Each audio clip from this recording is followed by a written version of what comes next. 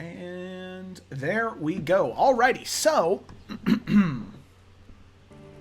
last we left off our intrepid group of new adventurers. They had found themselves on a ship making their way to Sunken City Bay, discovered the Slab King of Sunken City Bay, fought in a trial by combat, and then made their way into the jungle to find this tower where Baramici's tomb allegedly was. You find the tower, no problem. There are some guards there that you have a small encounter with. You realize that they are members of the Tarkirian Trading Company. And there's a notebook that's found by Cyrus and then translated a bit better by Morganix's, her patron. And you find some concerning notes about, allegedly, Jalissa had made a deal, apparently, that she didn't trust you, that she knew you were too, you yourselves were loose ends, and you were not good to keep track of. You were a little too rambunctious. So it seems as though, just from those notes, that she almost sold you, just swept you under the, threw you under the bus, I should say. And after finding all of that, you realize that you really have nowhere to go from here but down deeper, and you decide to descend. You figure out the riddle and you make your way into the Sunken City. You end up making your way through, fighting these hordes of Kuatoa, these fish-like creatures, and making friends with the bullywugs, these frog, toad-like creatures. They had a prophecy, it seemed, that 5 heroes would rise to defeat the this large, fat Kuatoa, and all of you did. You saved the bullywugs, but it seems as though there was nothing that could save them from Charles Windren, who, after all of you had fought the bullywug, uncovered the tomb of Baramici, found another clue, his sword and his armor. He swoops in at the end, and he asks for all of the things that you found and for you to drop your weapons and come peacefully. All of you disagree extremely, and a small skirmish breaks out, with bolts firing, eldritch blasts being loosed, and sword swipes being swung at Charles. However, before the combat encounter can really take off, there is this huge pillar of water that emerges from the water all around you. The chieftain Bullywog seems angry and glowing. He conjures this tidal wave that washes Charles and his men off and then opens the door for the 5 of you to escape. You dart, you run. However, Sayla at that moment is able to run faster than any of you, seeming to have a real get the fuck out of here attitude about it. She manages to get to the exit first and turns around to see Priestess Fro lying there on the ground, bloody. She hesitates, but then she turns back around to go run up the stairs. However, at that time, Morganix runs up, jumps across the gap, grabs Fro, wraps her around her shoulder, and all of you begin to run. And at that moment, you can hear an explosion happen from the interior of the Sunken City. In a daring display of athletics and acrobatics, the 5 of you and Fro were able to make your way out of the Sunken City, only to find that much more time has passed than you originally thought. What was maybe an hour or 2 for you seemed to have been almost a week out in the real world. You saw a small siege camp with a small siege camp with large pieces of machinery and soldiers, armored and armed for war. You all try your best to sneak away, but you're just not quite enough, and you end up mobilizing this camp, chasing after you, but luckily you are faster with the native Alec beside you. You're able to navigate better than what you normally would have, and you escape their view. You end up making your way back to the Sunken City to see that Vera, Zalex, and Tahir, as well as the majority of the other pirates and privateers who called Sunken City Bay their home, had been captured, ready to be ransomed off to the highest bidder. You all take a moment to rest, as it seems as though they're not going anywhere. You sleep through the night, And in the morning, with the combination of Morganix and Sayla, you're able to unlock all of the prisoners' bindings and wreak havoc onto Sunken City Bay and all of these soldiers who have now captured the city. There were two that seemed to be in charge of a vast majority of the soldiers. There was one heavily armored woman, older in appearance, Agatha Durandon, who Cyrus would recognize that name, and the other one was a very, very tan-skinned woman with almond-shaped eyes and thick, coarse black hair, who seemed to be shouting out commands to soldiers who were dressed in a similar fashion and looked similar to her.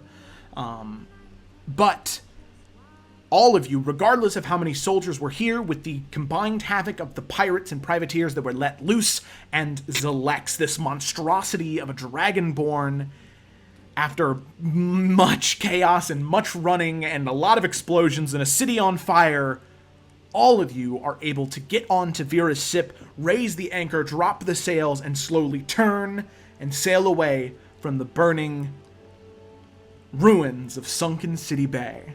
You can still hear, as you begin to coast away, screams of people who you assume encountered Zelex and regret their decision of coming out of their tent that morning.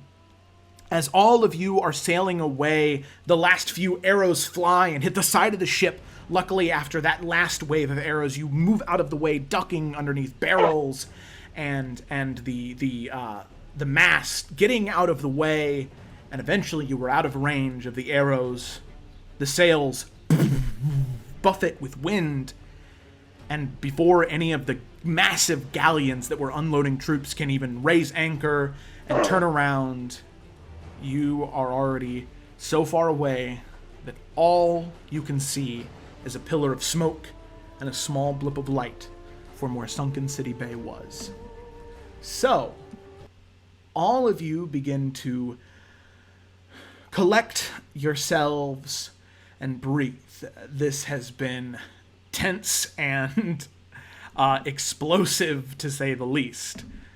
However, Cyrus, as you recoil from that shock that you delivered to those bridge, practically melting that armor to those soldiers, you look down and you can see that any wounds or mud or anything that had happened to your clothing, it's all gone. It is sewn up as if it was the first day that you had purchased it. It is clean, and there is this very minute smell of fresh mint that just kind of coasts off your armor, which, compared to the smell of burning flesh that was surrounding you earlier, it's quite nice.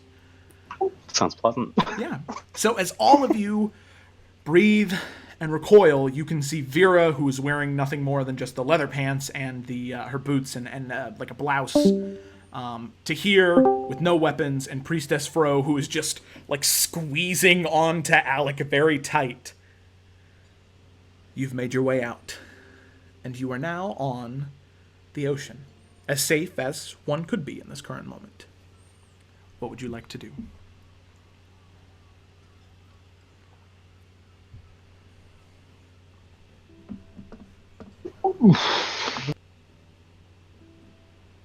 Nobody wants to be first.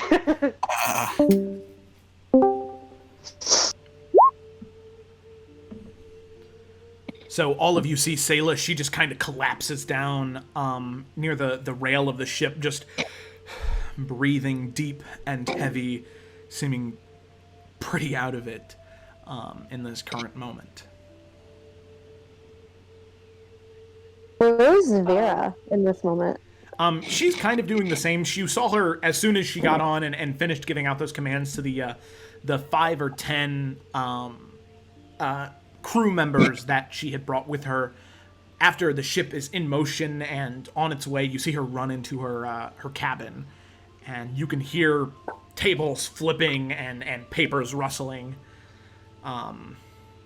until eventually she comes back out, and she has a very similar coat and hat on to what she did before, and she kind of buttons it up and flattens a little more, and now she has it seems as though there's no like cutlass or sabers on her. She only has like 2 daggers, one on each thigh. But she comes out and she says, well, that is So that is fine. It's not exactly what I had in mind, but oh. And she looks back to all of you, and you can tell that she's a little bit more composed and more so than most of you. It seems as though this is not her first escape from a city who wanted her in chains. Oh, all right. Well, oh, What on earth happened in the last week? oh, well, it is quite a blur to me as well, if I have to say so.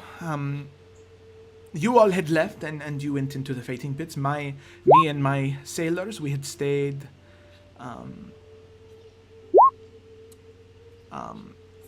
You pretty much have a pretty good idea between Al and Morgonix. They were able to check like constellations. Oh, and stars. yeah, I remember. Sorry. Yes. No, you're good.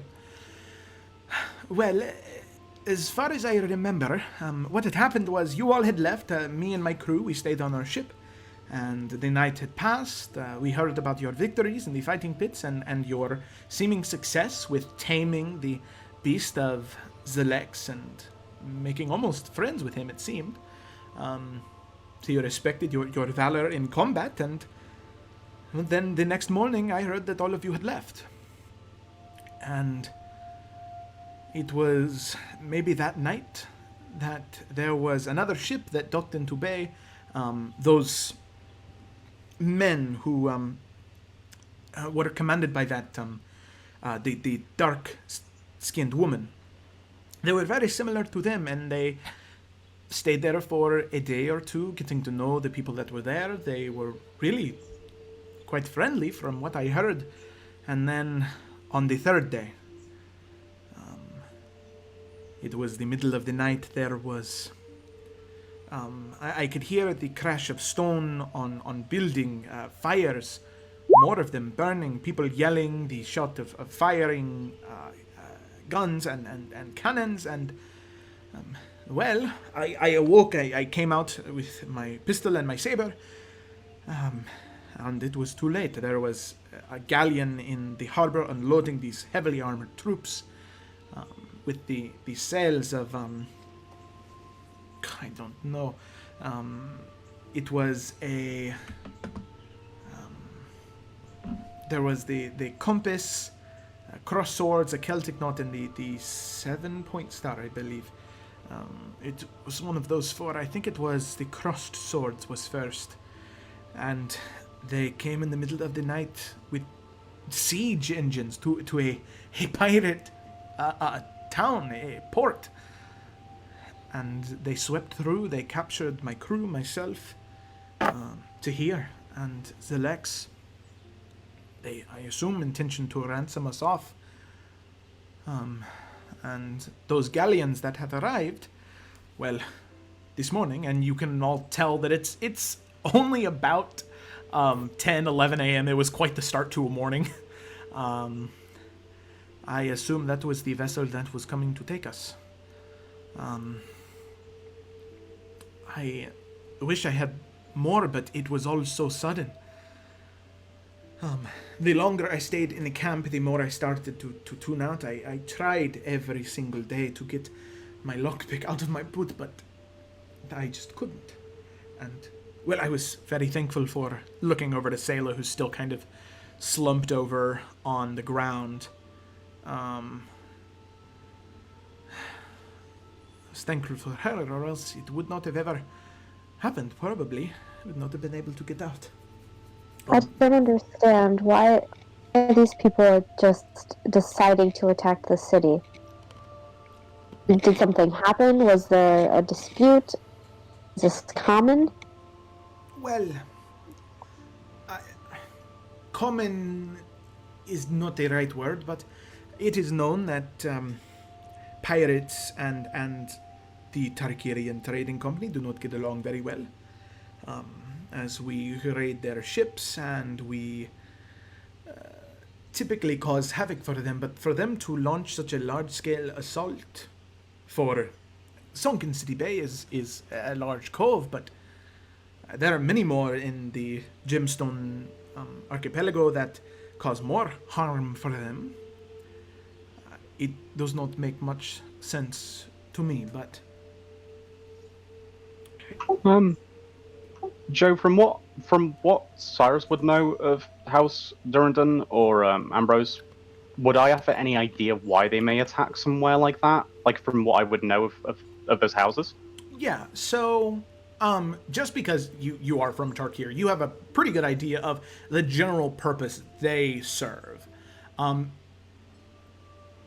The House Ambrose is actually the House of the Steward, so they are always like the main advisor to the king. And House Ambrose is interesting because it's a house in the sense that it is a collection of people, but whoever the head of House Ambrose is can induct people into the house. So there's not necessarily a bloodline that ties them together, but a shared heroic almost or well-to-do property about them. House Durandon, however, is the military head of Tarkir. They are the ones who are in charge of the armies and the navy and all of those aspects of it. I would like you to make a history check real quick to see if you can recall anything about Agatha Sure. specifically.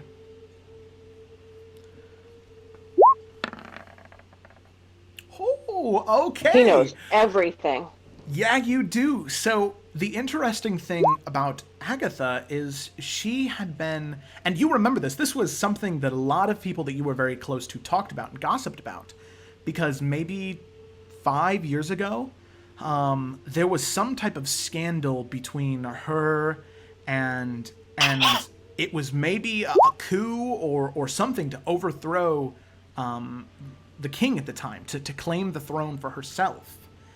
And she was actually excommunicated and exiled from not only House Durandon, but from Tarkir as a whole. But she still took maybe 5 to 10 ships and a solid chunk of the troops that were loyal to her, and has been kind of serving as like a private military for anybody who is willing to pay her. And they are well trained. And you know that she is one of the most fearsome fighters and aggressive royalty and nobility that really Tarkir has seen in a very long time. Okay. I'll be kind of like hanging out, I guess, on the rails of the boat, drinking whatever I can get a hold of, and just say, guys, we're pretty fucking lucky to get out of there. I'm not gonna lie, that bitch is crazy. You know her? Oh, yes. Not personally. I mean, she's she tried to actually overthrow the monarchy. She tried a literal political coup, and yes, she's not part of the house anymore. She's from House Durandon. But she is quite literally a privateer with a private army, and that's bad news because somebody has hired the house.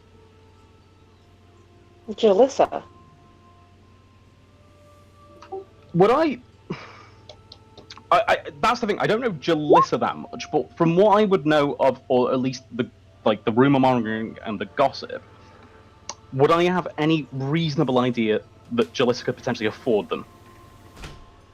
Or would I not know, because I don't really know the extent of how deep her pockets go, I guess.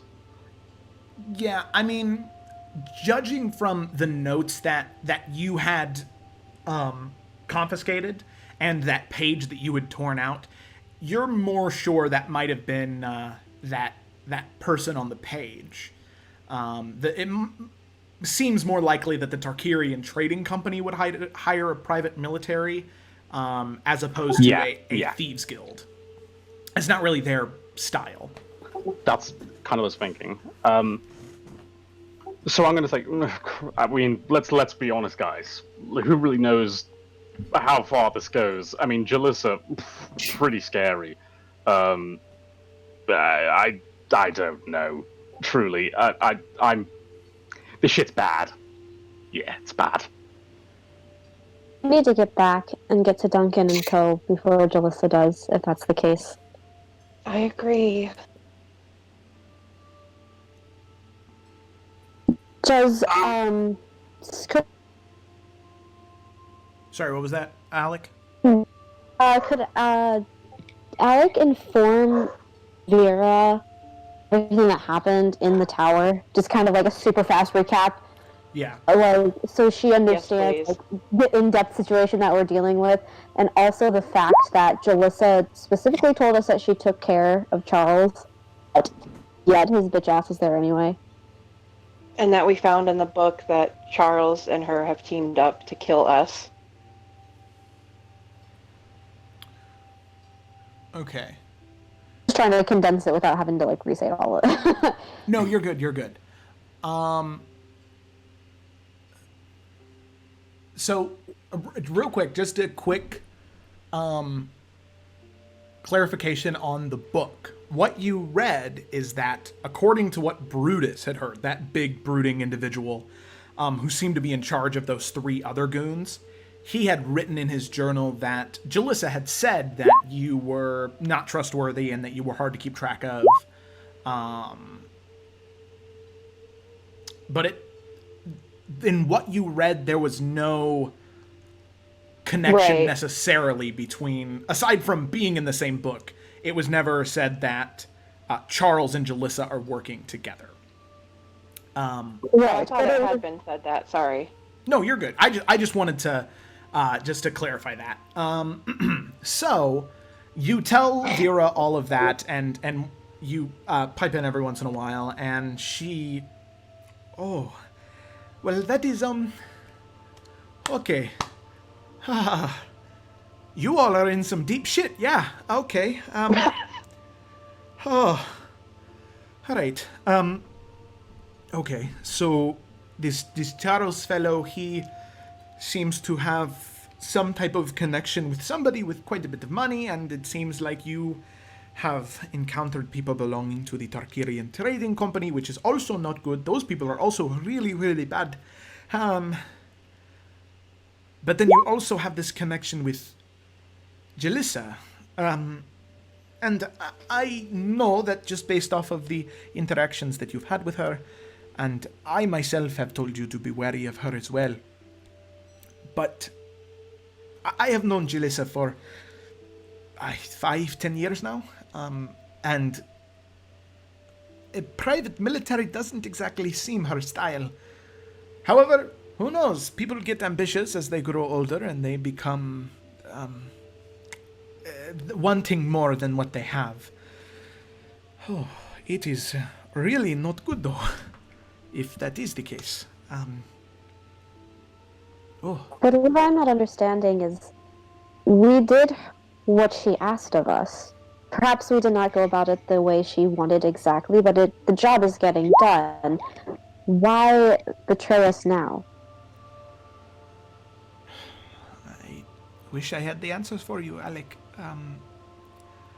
I mean, a woman who has spent most of her life building this guild of hers, creating fear and respect around her, and the fact that it seems as though she gains more and more influence in New Verdalka every week.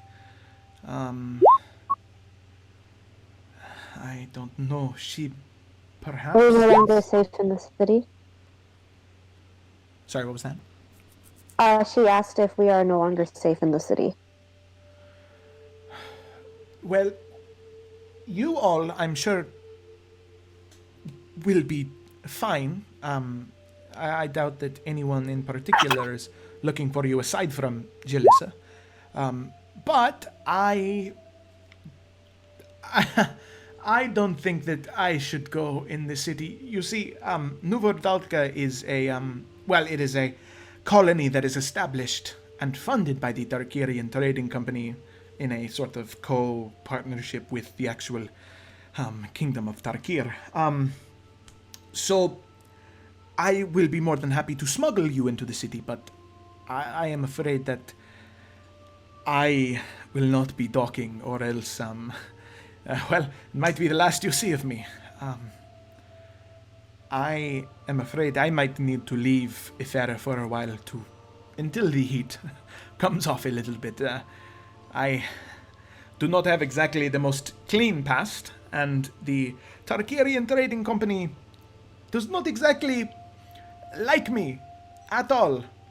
So, I fear that me going into the city would only end in one way. I'm going to, actually, I don't remember if I have that book we found or if Cyrus has it. I gave it to you. Oh, okay, then After I I'm tore out gonna that page. find... Right. I'm gonna find where it says the location of where Duncan and Co. are being held. I don't remember the name of it, but... Yeah, Wasn't it Salt Dog? Something like that? No. the Salt City. Yeah, That was it. And Yeah. I'm gonna show that to Vera. Could you take us there? Salt Town, sorry. Actually, yes. Salt Town is actually the best place to smuggle things in and out of the city. It is. It is a different kind of shady than what Jalissa likes to associate herself with, but it is the perfect kind of shady for me. We will wait until night, and this building. So, I'm sorry, dear. I'm having a little trouble reading this. I don't know exactly. Oh, I'm sorry, and I will read it out loud to her. Okay. So as you do, and you describe it a little more. I think I know exactly where this is.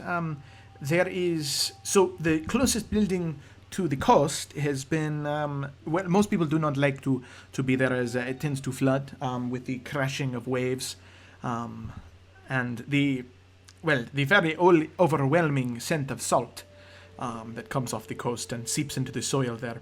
But if you wanted to keep somebody away from the law or away from many people, that would be the perfect place to put it. I could get you maybe 15-20 minute walk away from there. That would be lovely.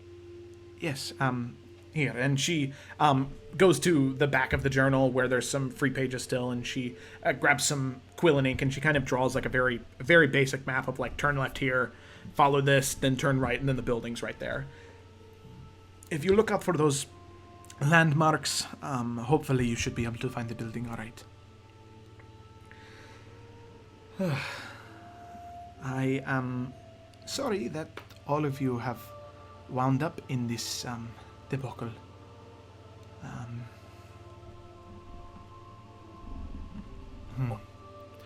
Would you happen to know anything more about this Ermici if we were to show you what we found in his tomb? Well, my dear, I'd be happy to look, but the most I know about Beramici is that he was a pirate who would rob people on the seas, and there was a funny rumor about him inventing this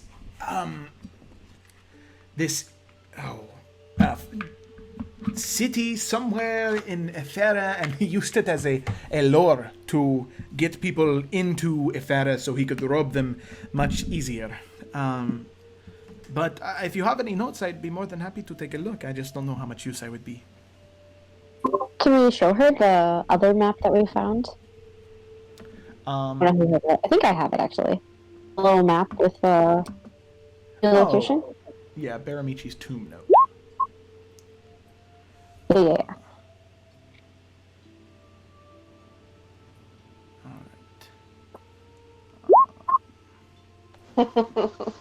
So you found where Beramici was laid to rest. If the lost city is what you seek, you must find where Baralo was born. My sword will point the way. Do you have the sword? We do. Yes, we do. I don't know who has it, but we have it. I think Al has it. I What? think it's his whoopee now. The sword? Yes, you have the sword, Al. Darling, I would love to take a look if you'd be happy to depart with it for a moment. I promise I'll give it back. Right. You. Okay, thank you. It's the sword. Oh, well, this is, and she kind of swipes it a couple times with a well, this is a very, very nice blade. Yes, native inscriptions on one side and some language I do not know on the other. Faber, I'm not even going to try to read that. Wait a minute, that is... You know, it's kind of interesting. It does look like Therolian, but it's very different. Well, whatever. So the blade is nice, and well, it's straight, it's sharp. And she kind of like holds it up and sets it down on the paper and kind of like rubs it on the paper. And well, it says the sword will point the way, but I'm not sure exactly what sorry, it's a very nice sword, and I think that it is magical too. I've encountered one or well, many magical artifacts on my journey, and this seems like one. And she swipes it a couple more times. Oh, that is a very astute observation, I'm sure. Have any of you met Mikael yet? The drow Caldarian Yes, he man? was very interesting. Yeah, so you have met him. Yes. Well, be careful with that one. He likes to gamble fate, he always tells his customers. Well, here, and she hands the blade back to you, Al, and holds the note up. And it is interesting, initiate. I'm not sure if this was his way of recruiting pirates for his escapades. And she hands the note back to you, Alec. But yes, I wish I could be more of help, dear, but I'm afraid I only have so many tricks up my sleeves. That is okay. We appreciate you looking. I'm sure Duncan or Co would have some more answers. We need to get to them first. I'm sure. In one way, shape, or form, I bet they do. Well, as I said, I will be more than happy to get you into the city, but I'm afraid that after that my leg in this journey for the time being is going to come to a halt for a moment. But We understand. Yes, we have time for goodbyes later. As last I checked, we all survived being attacked and chased out of a city by an army, and I believe that is cause for celebration. Oh, because I need a drink bad. And she looks around and she kind of walks away from all of you down the deck. I think Alec is. I'm pretty sure she grabbed it out of the that and the note. Okay, yeah. So she has the map, and then Alec has the armor just in her bag. So we haven't had a chance to identify it or anything yet, so we're not really sure what it does, correct? Yeah, you can tell that both the sword and the armor are magical. You just don't really have a good idea of what they do yet. Someone could try attuning to them and see what happens. Indeed, you could. So, all of you... Speaking of, in the time that we've had this conversation, could we have had a short rest? Yes, of course you could. Oh shit, I don't want to spend my hip die. I'm so low. Probably gonna have a long rest between now and getting back to the city. Yeah, God, because I hope so. it is a 2 days journey. From good. Yeah, so you have a couple of days to regroup before you are smuggled into the city. So eventually, Captain Vera, she emerges back from below deck and she rolls a barrel onto the deck, and she cracks it open and just pours a little bit into a glass, and she starts to drink, and she says, "Please, anyone, help yourself." I'm already there. Okay, yeah. As soon as you saw it, oh yes, Sadis, please, help yourself. You know, this is actually a vintage Therolian, and you're already just pouring it. You know what? It doesn't matter at the end of the day. Alcohol is alcohol, all right? And you start to drink the wine, and 5 or so of the other crew, they come over and they begin to drink a little bit as well. And there is this sort of solemn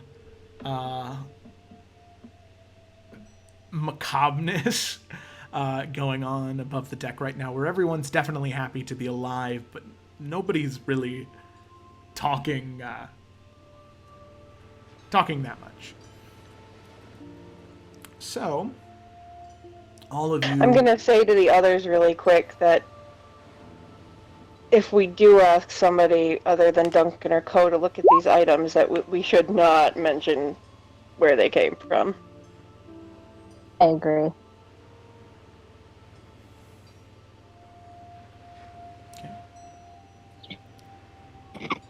So, That's it. some of you drink, some of you don't. Some of you breathe. Well, all of you breathe, actually. I don't think anybody's going to kamikaze themselves in this current no, please don't. I don't want to be responsible for that. Thank you for exhaling. Okay. So, is there anything anybody would like to do before the night is over, or all of you just ready to hit the hay, as the Midwesterner would say? I have got things. All right, let's hear them. All right, first off on the list of things to do. So I was going to ask Vera a question. Okay. So she's drinking, looking off to the side of the ship at the ocean, the crashing waves hitting the side of the ship every once in a while, the mist sort of hitting her, and she kind of rubs it off and flicks it off her fingers. You begin to approach. Vera, Yes, Al. Hello. would you happen to have anything, refined? Anything refined? I mean, like, in terms of alcohol. Oh, yes, I suppose I do. Refined in what way? Would you like wine? A more hard liquor? I don't know. Are you sure? Sorry, I didn't catch that. I'm not entirely sure. Oh, all right. Well, I think that for someone I don't know. What have you got? as young as you are, I think that most of the bitterness of some white wines would probably not be good. But I have a very sweet red wine that might taste something like a grape juice almost to you, just with a little bit more sweetness. I don't know how hard exactly you want to dive deep. Cyrus is a good example of I don't know exactly of what, but he's a good example of it. Gin. Gin. Oh yes. All right. That is interesting choice for a start. Okay. So and she follow me below deck, and she steps below, and you follow behind her, and she is looking through these different cases and what seem to be like carriers of bottles. Well, I'm at least glad that they did not take anything from my ship. It seems like they just intended on sailing away with it. But the lucky lady does not sail for anyone, only for me. Right? Here we go. She pulls it out of a case, and she grabs like a horn cup and sets it down and cracks it open and pours a little bit in there. All right. Well, if this is what you requested, try it. See how you feel. All right. Al takes a sip, I guess. I don't know. Okay. So Icon. you take a little sip, and it's definitely bittersweet. Okay. You get like the hint of a little bit of berry almost, but also because it kind of smells like pine, you're getting definitely like crossed streams. It's up to you. Does Al like it or does he not? With that taste of berry, but the hint Sure. of pine. Sure. Okay. So you're not exactly loving it, but it's fine. You know, with enough traumatic events, you could probably grow a dependency on it. Okay. He takes he downs the rest of it. Okay, so yeah, you down the rest of it, and she says, "All right, remember to take it slow for the first time. You know, you don't want to overdrink. That is a great way to." I'm fine. You're fine. All right. Well, I'll tell you what. I will keep the bottle on me, and anytime you want more, I will give it to you if I think that you can still handle yourself. All right. All right. All right, and she'll pour you a little bit more. Now, how many times do you just want to keep going until she doesn't let you anymore? Sure. Okay, so after the third one, I'd like you to make a Constitution saving throw. First roll of the night. Ooh, well, the second roll. Oh, that's right. The first one was a natural 20. There we go. Okay, so considering the amount of alcohol you've had, maybe a cup of wine, a little watered down with some dinners, like nicer dinners that you would have with other people. After about the third or fourth cup, you are already kind of wobbling and you're a little dizzy and you're slurring your words a little bit, and she's already like, "All right, Al, that is enough. There is no more for you. In fact, you drank it all already. I'm sorry to inform you, but you really had too much." And she's kind of covering up the bottle with her hands. I'm sorry, but there's no more left. Oh, that's good stuff. Can I see the label?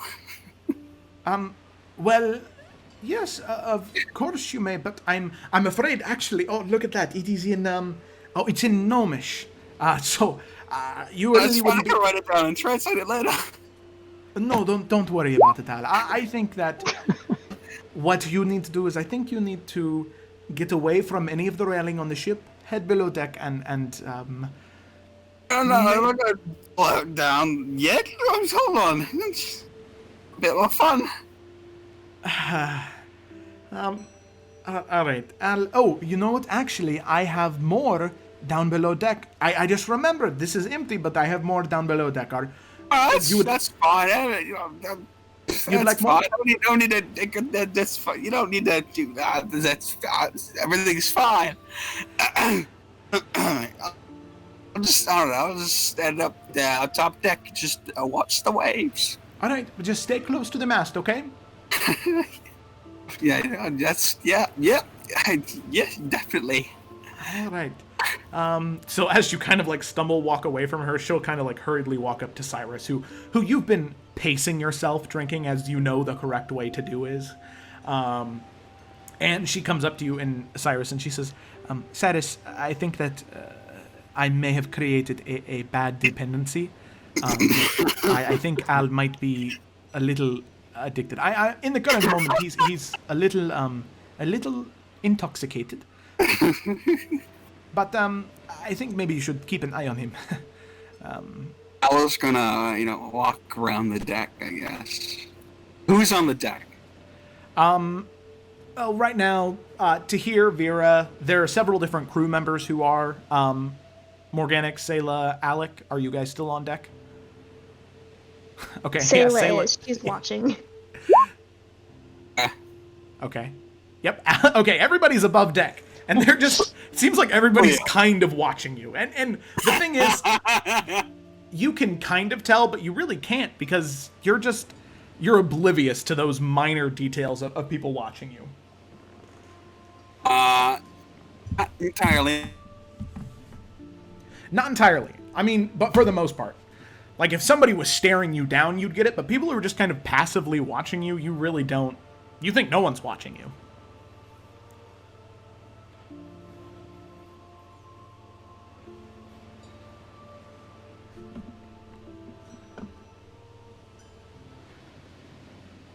So, is there anything you'd like to... Excuse me. You seem to be missing something. Hold on. let's see. The sword. This sword. He hands the sword to say, "There you go. You're not missing a sword anymore. Go. Thanks, I'll definitely take it on my hip. Like, yep, this is mine now. There you go." Kind of pats her on the head and moves on. Yeah. Where you pats her on the head. She wants to put a dagger in him, but she can't. Is this when we wake up in the morning and we realize Al at some point went overboard during the night? Oh god. So Sayla, you feel your muscles tense, but you breathe and relax as you just kind of let it happen because he did give you a magical sword. So, a magical sword for a pat on the head. Yeah. It's a deal you can take. Cyrus, you're a little too distracted watching this thing happen between between Sayla and Al. Whoa, too many S names, too many A names. Between those two, and it seems as though most of the crew is kind of minding their own business, talking to each other, so you really feel like you have no need to watch too intently. You're more so just trying to enjoy the moment for what it is. Okay. So, all of you see this happen, and Al, I'd like you to make another Constitution saving throw for me. Hey. Okay.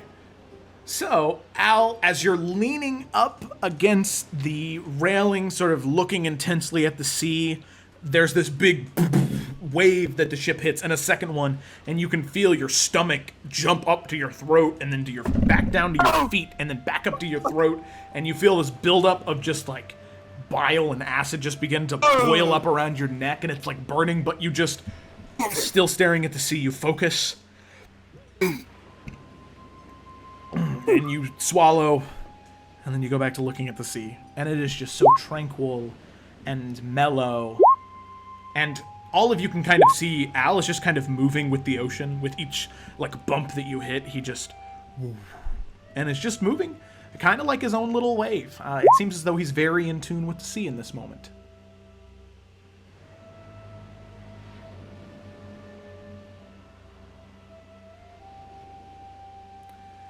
So, a few hours pass of Al kind of making his way around the ship, talking to different people, definitely very intoxicated. But eventually, towards the end of it, his eyes start to lull a little bit more as he's talking to you, Alec, and they just kind of lull, and his eyes just slam shut, and then he just kind of falls over into you. You kind of have to... do you want to try and grab him? So he doesn't fall on the She deck. thinks about it for a second, but she will grab him. So there's a moment where you see him falling, and you go and grab him anyway. She will like prop him up right on I don't know, next to the railing, so he can just sleep it off right there. Okay, yeah. So you make sure to prop him up on his back, lean his head down, and you leave him there as he's just kind of softly, sweetly sleeping on the railing of a ship. And yes, on his side. As you yourself have had encounters with your own people, where they might end up drinking a little bit too much. Never you. You could always hold your own, but some of your other companions, they could not. So all of you spend the night drinking and just chatting a little bit. Is anybody doing anything else before the night is over? No. I think I'm just happy to be alive. Yep. Everything else just worked out. Sayla needs a nap after what happened. Like, it's earlier. Okay, so darkness comes, and all of you head to sleep, either on the bow of a ship, on the deck of a ship near the rail, not the bow, that'd be really bad. And you all head to sleep in your own prospective rooms this time around. The number of crewmates are much smaller than what they were when you originally got here, so everyone can sleep in their own room. And yeah, so you go ahead and take a long rest, and Alec, Fro actually seems as though she wants to sleep in the same room as you.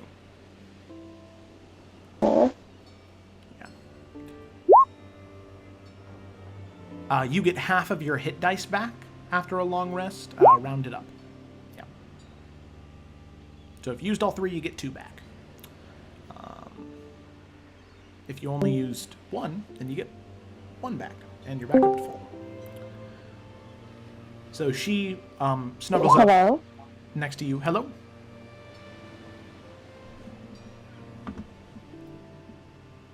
Getting through.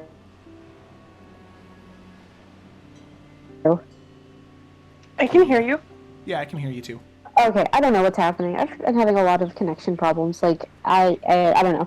I don't even know what I was going to say. Just, never mind. Okay, so Fro is sleeping in your room, and she wanted to sleep on the bed with you, very close to you. Okay, well, Alec isn't going to be sleeping on the bed. She would be sleeping on the floor. So she would let either Fro have the bed, or, like, we can make, like, a little nest on the ground. Yeah, it seems as though she just wants to be close to you. That is okay. Oh, I love her. I will allow it. Okay. So, yeah, she sleeps next to you. There you go. So, you all rest for the night. And although you are restless going to bed, most of you are exhausted, having the previous night slept on a tree. So having, at least wooden frames is better than nothing. Yeah, Al is definitely just on the deck, passed out. But eventually, morning comes, and all of you awake, well rested, ready for whatever the day has in store.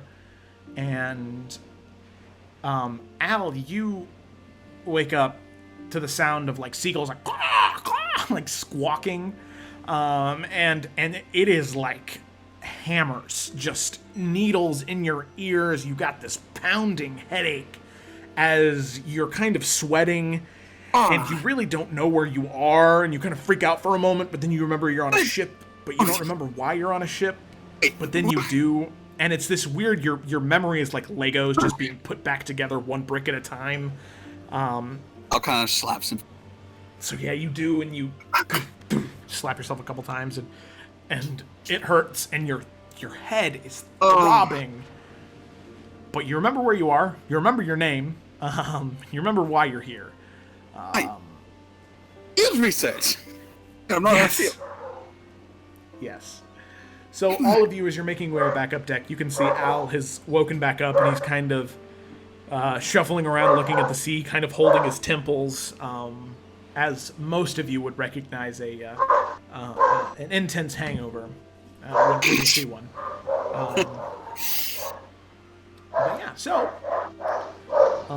all of you awake in the morning, and you can see that Vera. Ooh, somebody's got a dog going on. Sorry, I'll mute myself. Oh no, you're good. You're good.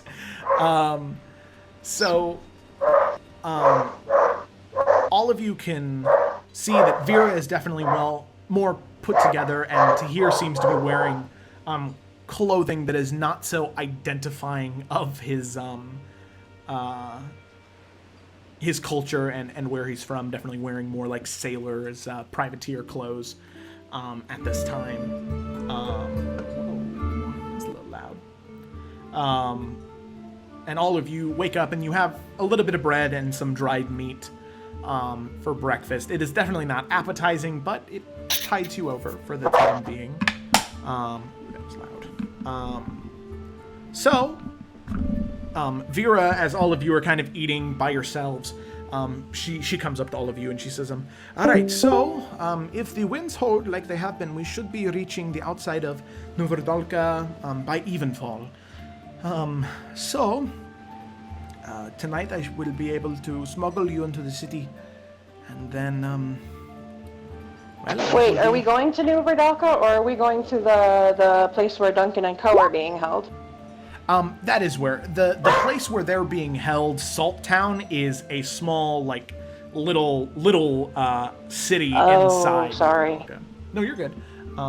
Did I... Oh, I did archive the... Start. What?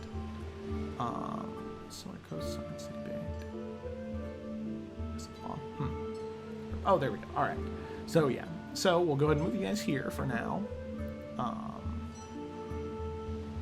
Alrighty.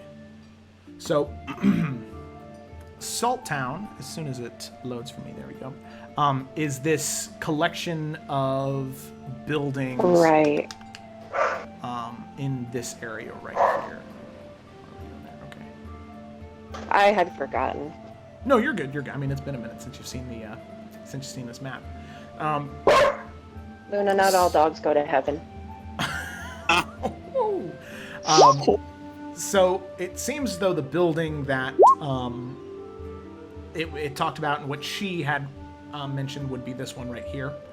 And she says, now I'll be able to, there is a small inlet, a little beach that I'll be able to drop you off on, and like I said, it's maybe a 15-20 minute walk away, and it's actually this area right here where the Salt City tile is.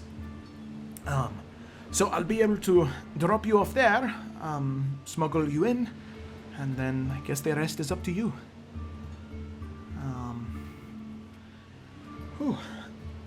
Well, Thank you for everything, Vera.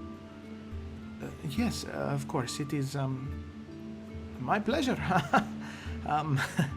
I always have enjoyed a life of excitement, and, well, I have definitely gotten my fill of it in the past day or so. Is there any chance you will be traveling to Hearthcrest in the future?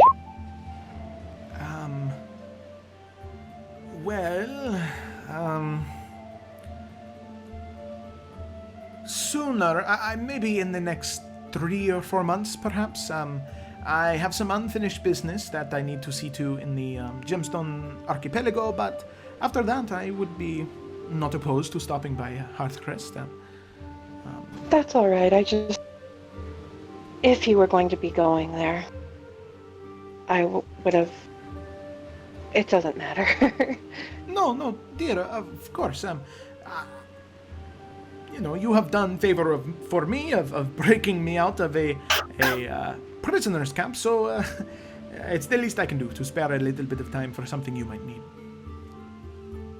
I have some messages to be delivered to Master Reginald at college. Oh, yes, of course.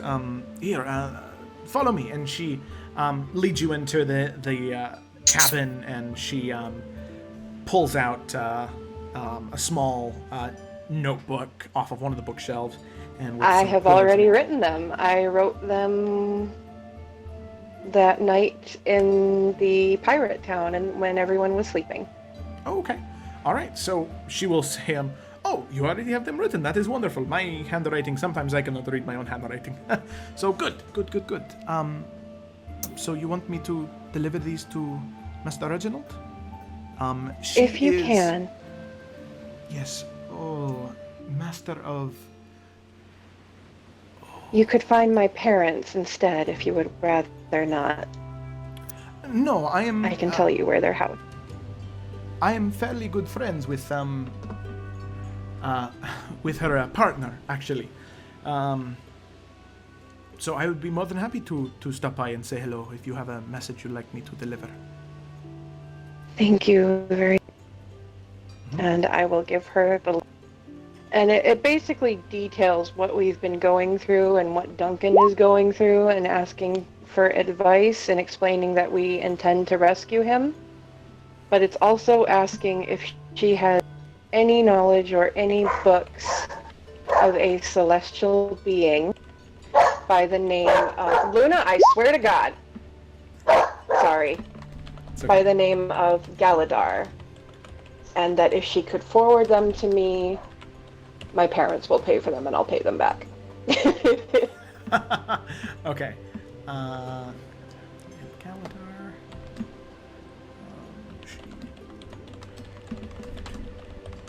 Okay. Sorry, I should have texted that to you. Yeah. Oh no, that's okay. Sorry. That's okay.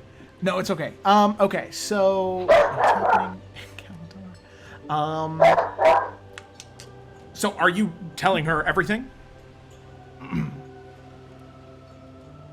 Or are you just saying we've been involved with... Are you trying to be a little more vague, or are you getting dirty with the details? I'm getting dirty with it because I trust her. Okay. And I'm telling her that we intend to rescue Duncan and that when she gets this, she should find a cleric to... preferably my parents' priest of Ayun, to try and communicate with me, and if they don't get an answer, they should assume that I am dead. Okay. All right. And that Jalissa probably did it.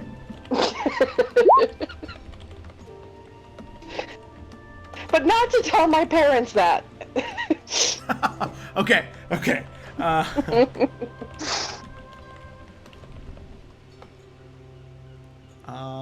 Okay, and Jalissa did it. All right.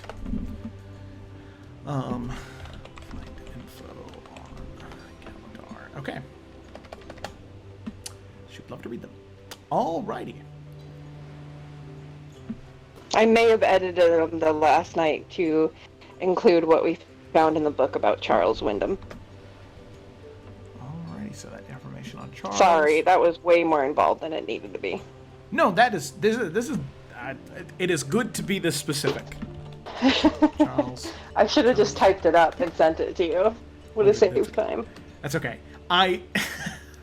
If you find time to do it after the session, just so I know I have everything that you want to include on there. I can do that. Okay, yeah. All right. The dangerous part of the world expensive future. Continue to be fun. Okay, so she takes the note and she says, of course, I will be more than happy to deliver this to her and yes, all right.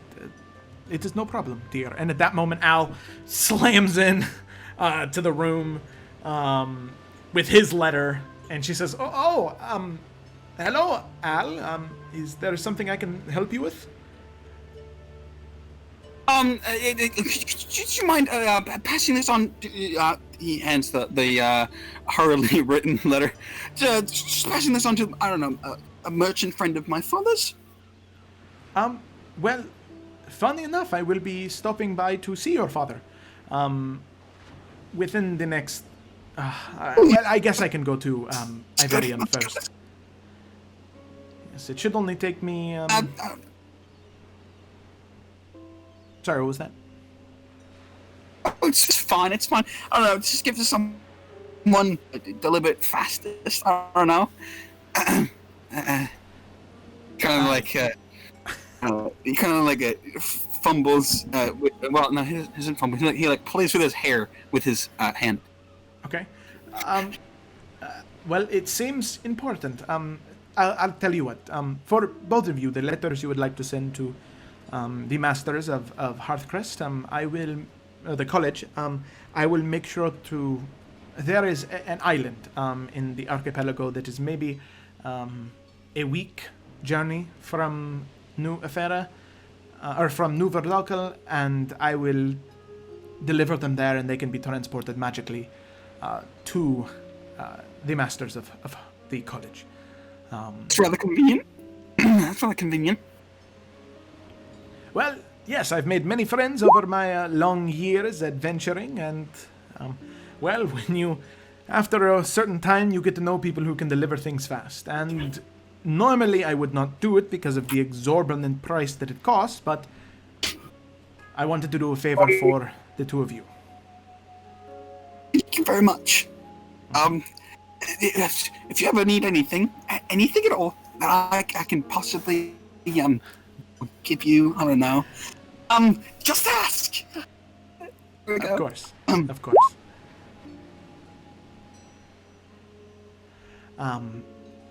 As I just made clear to Morganix here, it is the least I can do for having been freed from a prison and a life of indentured servitude and/or slavery. So, Oh, yes, I kind of forgot about that. yes, it's quite all right. As Really one don't- does. Well, yes. So, I will make sure to deliver these letters as soon as I possibly can. Alright, thanks. He makes finger guns.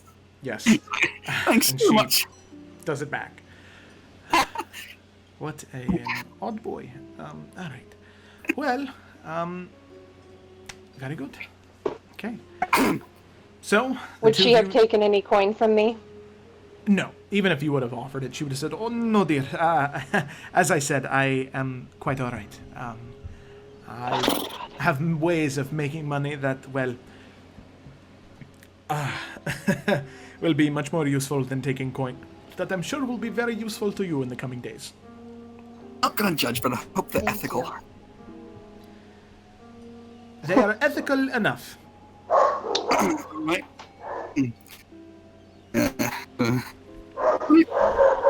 Alrighty. So the two of you exit her cabin as she begins to go over looking in some books that were on the shelves in there, flipping through, making sure, double checking things, writing things down in her own journal. Is anybody else doing anything the rest of the day? Before you get there? I would try and catch Vera when not many people are around. Okay. So there's a moment as you're sort of standing above deck, sort of watching the waves crash into the side of the ship, just sort of flicking those little bolts of lightning off your fingers. You see Al and Morganix, they exit out of the cabin, and they're kind of talking to each other, and they head off in a separate direction. And it seems as though most of the people are not above deck right now. There are certain people working with the rigging, and there's somebody in the crow's nest. But it seems as though the rest of your crewmates rest of your companions are not really paying attention to you right now. Vera, I do have a question I need to ask you. Yes, of course, I would be more than happy to answer, if at all I can, Cyrus. Did you take crew on recently before we left? Before we left New Verdalka, when we first headed to Sunken City Bay, or... Yes. No, I mean, there are times when we are hard up for crew members, and we take anybody. But no, I was full after we arrived in New Verdalka. I made sure to be full when I left White Harbor some months ago. You see, this is the damnedest thing. During the scuffle, I saw what's his name? The big brutish man, Baz. Baz was with House Durridon. Like he was with the Tarkarian trading company men. Like I don't understand. I thought he was part of the crew. Yes, I did too. You said you saw him fighting during the debacle when you freed us? He wasn't fighting, but I saw him with them. That is quite odd. Bez has been a member of the crew for I don't know, a year now, I believe. We originally picked him up in Verdalka, the capital of Tarkir, and he's been a loyal crew member ever since. He never talked very much. He only liked to gamble and bet with the fellow crew members, but no, That is very strange to hear. I just figured I'd ask. I mean, I'm sure I kind of peer around. I'm sure we both have the same opinion of the Tarkarian Trading Company. Oh, if you despise them with every inch and fiber of your being, then yes, we do have the same opinion of the Tarkarian Trading Company. Oh, I do. Good to hear. It doesn't make any sense to me that Bez would do that. I will admit that when we left from Nuverdalka to Sunken City Bay, he did seem different. He seemed more disattached. He seemed more spiteful, more angry. But other than that, no, he didn't seem... That is interesting. Huh. I just figured I'd make you aware and perhaps keep an eye on the newer members of the crew. Of course, I will. I used to be very strict about who I vetted and took with me when I was privateering, but now that it seems I'll have to go back to pirating after this fun endeavor, I'll need to... I'll still be careful, though. It seems as though there are quite a few people who have me on their list, per se, and it seems as though loyalty is hard to buy these days. Thank you. It is something to think about, Cyrus. I appreciate you telling me. No problem at all. Have I noticed the halfling on the boat? Like, have I seen them? Since you got back on, no. I mean, and there's only 10 people aside from the 5 of you and Tahir. So you really haven't seen that halfling. Oh, good. Yeah, I'll just say anyway. Thank you for your time. Yes. I will say it's odd seeing this stripe of Sirius on you, Cyrus.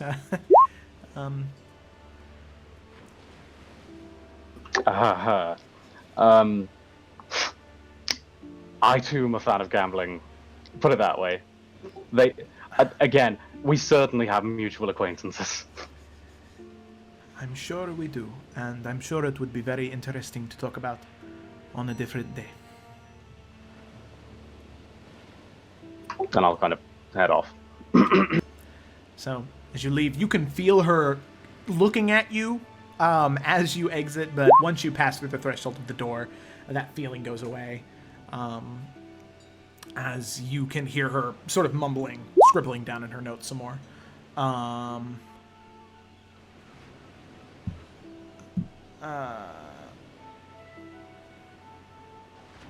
So, as you come back out, you hear this debacle happening between Sayla and Al, I suppose.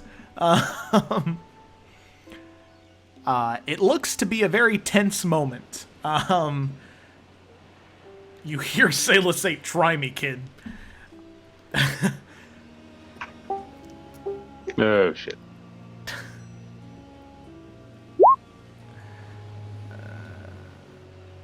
And then you see Al go back to normal.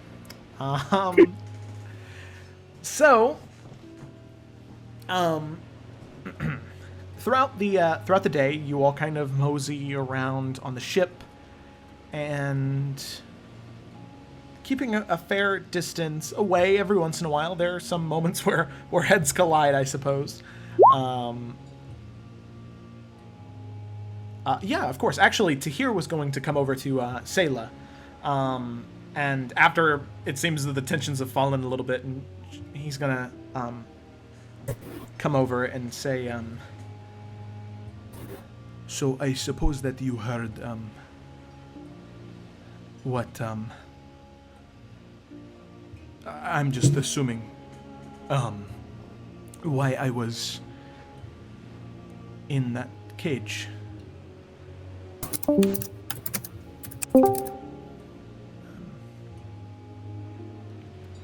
I just... Did you say Sayla? He came over to Sayla? Yeah, he came over to Sayla, actually. Okay. and said, I'm sure that you heard when you were invisible. But there, why I was in the cage. Yeah, he's not trying to hide too much. Okay. And it was that he was part of a family, right? Yeah, he was part of a family that actually tried to, kill the angel. Yeah, I heard. Yes, I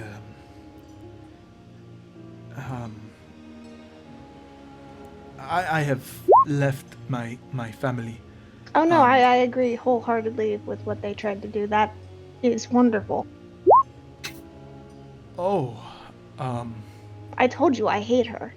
yes, I know. It's just hate and wanting the death of someone is two different things. I suppose, as it's easy to hate, but killing is hard Is for it? some. For me, it is.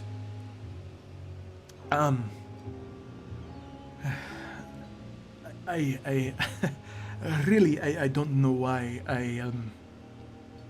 I come to talk to you, but I think that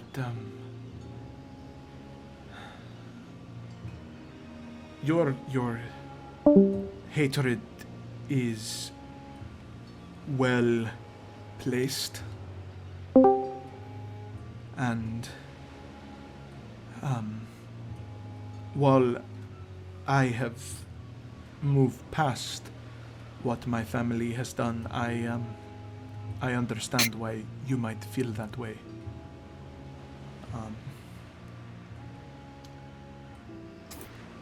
I think that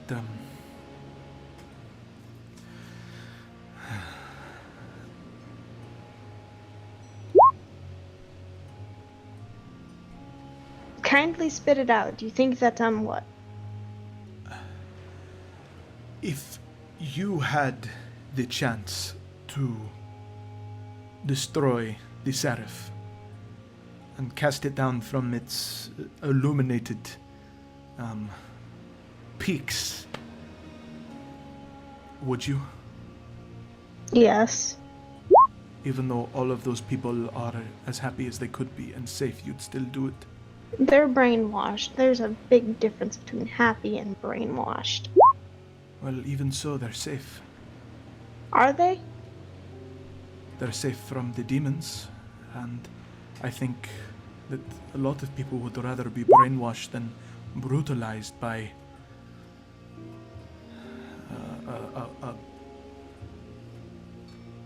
a demon. I don't know. Then they're obviously not strong enough to live anyway.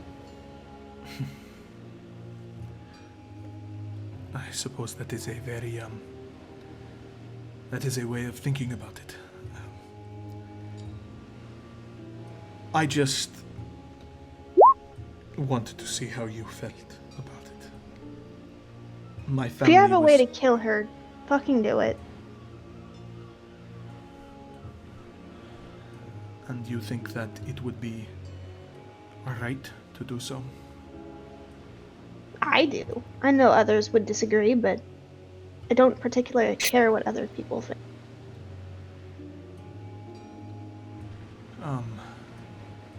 Okay.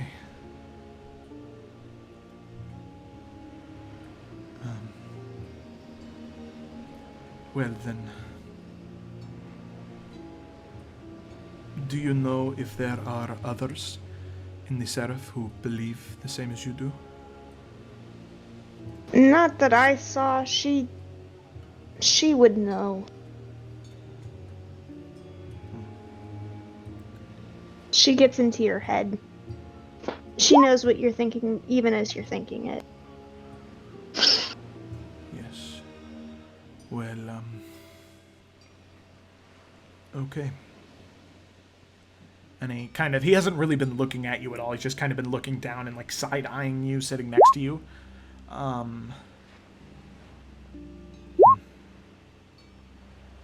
Very well.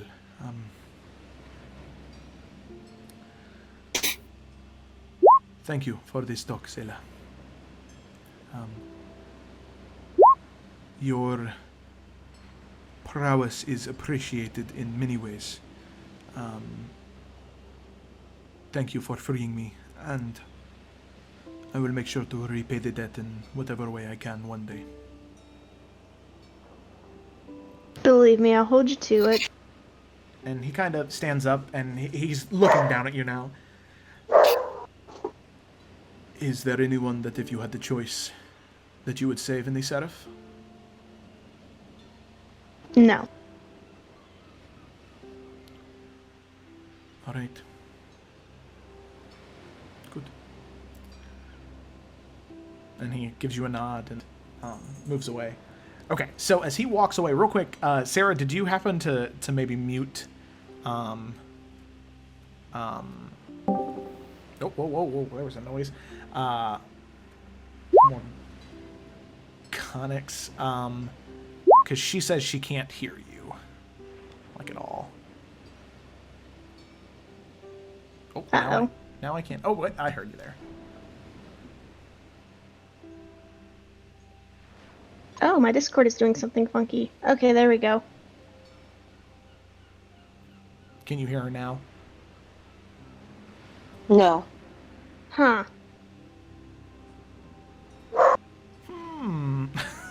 Didn't accidentally mute me, did she?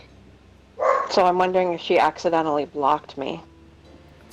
I don't know how one would do that. Oh, wait, but she just heard you, I think. Yeah, I can hear her just fine. Oh. What? She can hear you just fine. I can't hear her, and I've tried everything.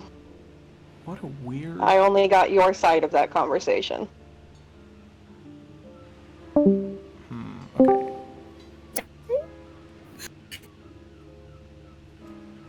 I guess Sarah, can you look on me in settings and see if I was accidentally switched to something? No, I've not clicked on anybody's names. I've not even been on Discord. I've been on the Roll20 area. She said that she hasn't been on any she hasn't been on Discord at all, and she says she's only been on the Roll20 area, so she doesn't know. There's no, she's not muted. She's not disabled. You're not muted. None of this stuff. I don't know how to fix this. Yeah, that's... Oh. That's so weird. Did we want to try to switch to Roll20 chat? Yeah, we can, just real quick to see that. I'm sorry, guys. Like, I don't know what to do. Not your fault. I mean, if it makes you feel any better, I've had, really shitty connection on Discord this entire time. So you're totally fine. Yeah, okay, here. Okay, everybody leave Discord real quick, and we'll try and, activate voice on Roll20 and see if maybe that solves any issues. Do we want to try first, just maybe everybody leaving Discord and coming back? Okay, yeah, we'll try that first. I'm so sorry. Switch server location as well. Yeah, I was gonna say, On maybe the voice chat. make another voice channel. Oh, yeah, okay. We'll do that.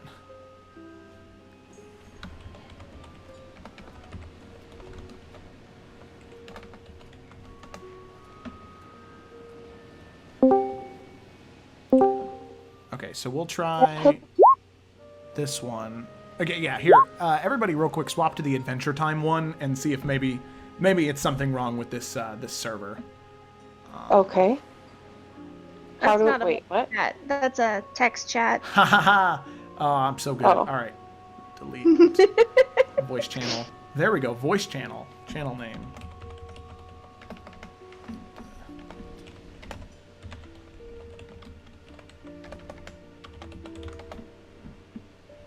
There we go.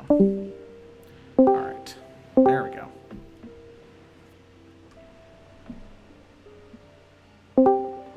Any better? Hello? Can you hear me, hon? Take that as no. What? Can you hear her? I'm gonna reset my entire, not my computer, but my Entire Discord. my yeah. Discord. Yeah. I'm gonna force shut everything. This is so stupid. I don't understand why. Yeah, this is so weird. It's weird because it's like just specifically her too. Discord has picked up on your character's emotions. It's definitely personal.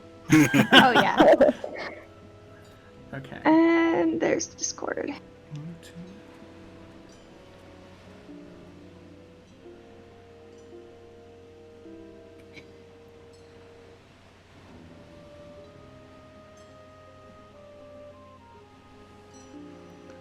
Okay.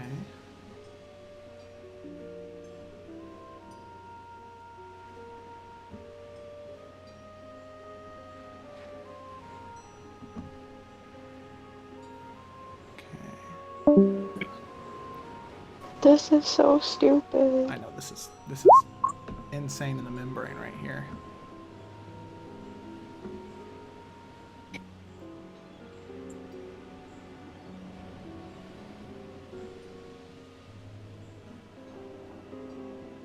Yeah. Stress first. Record. Okay. So, jumping back in after technical difficulties. All of you just heard, because there was really no concealing. There was no concealing of the conversation. You all heard Tahir and Sayla going back and forth about the Seraph and this place where apparently an angel rules that is idyllic. And all of you heard about how Tahir and his family tried to murder that angel and overthrow that place. However, it seems as though they failed, given by the state of everything. But then he kept asking Sayla questions as if it was still happening, or if there was a plan to try it again.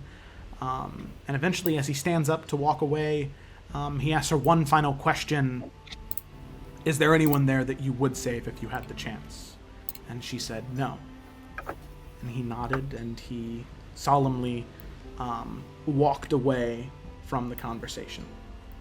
So, seeing that, did anybody want to do anything, or...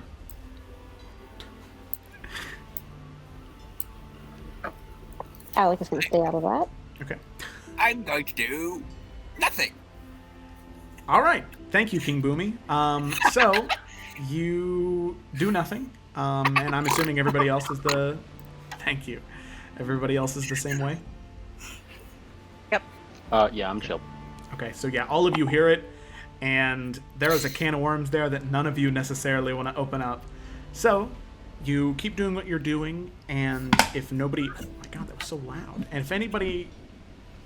So, provided nobody else has anything they want to do, before nightfall, the smuggling will begin. Is there any last-minute things you wanted to do before you made your way back into New Verdalcum? Before we do this, I think Alec is going to try to gather everybody up, and we need to decide what we're doing with Fro. Is she coming with us? I will look at Flo and kind of like point to my ears and like wave my fingers and point to my mouth and her and see if she can do the thing to understand us again. Okay, so she looks up and she processes and she does the same sort of ritual and crushes some things in her hands and jams it in her ears, and she sort of gives you a froggy thumbs up. I love her. Do you want to keep coming with us? Do you want to stay with Vera? She sort of looks to, like, you pointing at Vera, she looks back. And she looks back to you and she points to you.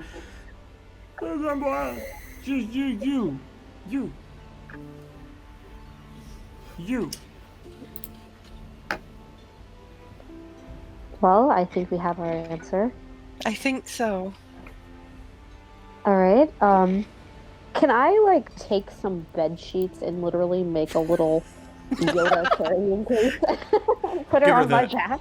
Give her the ET glow up? Yeah, sure. So Yeah, exactly. You kind of takes a little bit of convincing as you encourage her that this is for the best, and she begrudgingly, like, tries to help you wrap it up and tie it around. And She climbs in and just sort of sits in. Okay. She kind of... You can feel her, like, slimy flippers hit you on the waist every once in a while. Maybe a couple of hours before we get there, and after Alec has rounded us up, I will say, should two of us try armor to get a feel for what they do? Because who's in there?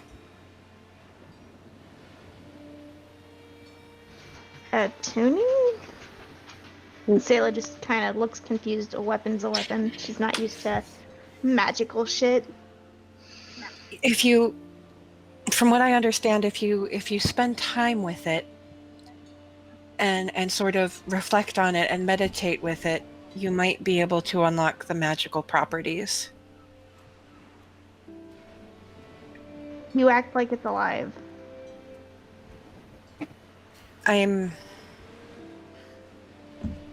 Yeah. No. Well, every weapon has a soul, and if you spend enough time with it, your souls can become one. Some more than others. You're all so fucking weird. If you don't want to try it, I'll try with the sword.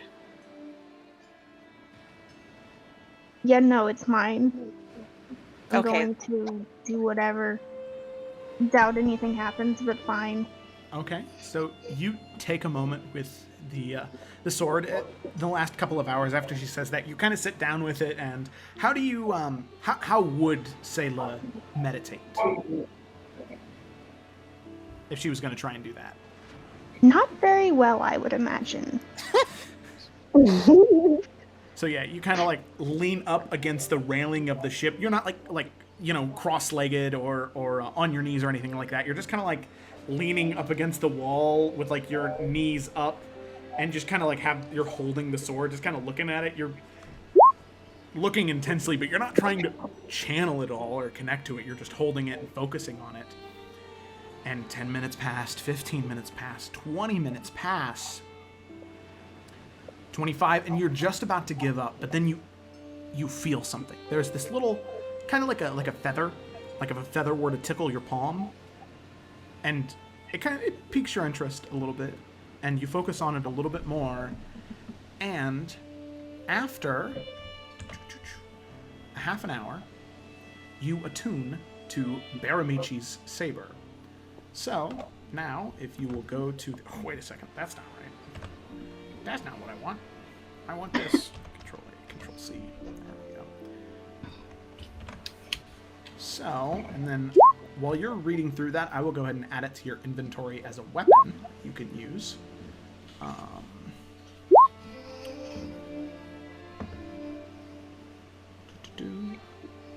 And if that does not make sense, you can go ahead and I can clarify it. I'm not sure where I'm supposed to be looking. I'm trying to... Oh, if you go to your items, there's a spot called Baramichi's Saber. It's in the items folder. Not in your character sheet items. Oh, okay. Yeah, Yeah. I am. This one, okay. The picture of the saber. Mm-hmm.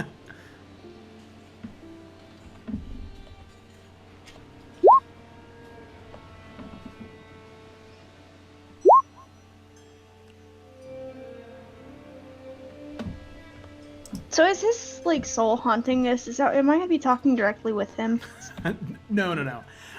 It seems as though while the blade is magical, there's no sentient quality to it. Gotcha. As you attuned the blade, it seems as though there was some information stored in here about how to fight more like him, as if you were studying with a sword master and he taught you a technique, or they taught you a technique. Nice. So, you now know that you now have the feature of the sword that you can use, Fight Like a Pirate. That when you are attuned to the blade,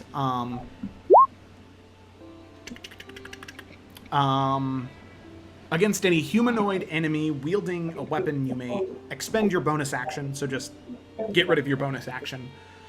When you roll a 4 on either of the d4s, and you can attempt to disarm that creature. However, if you roll a 4 on each die, you automatically disarm them if you expend that bonus action. I hope that makes sense. Sort of. I will. Oh, you expanded it again.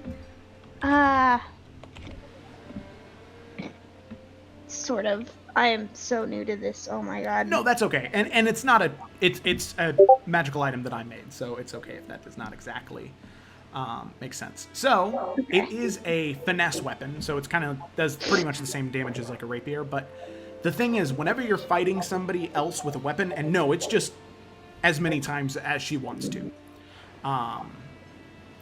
So anytime when you're fighting a humanoid that is wielding a weapon, you can, whenever you go to hit and roll damage, if you roll a 4 on one of the 2 d4s, you can attempt to disarm the creature if you expend your bonus action, which normally as a rogue you could, hide, disengage, dodge, things like that.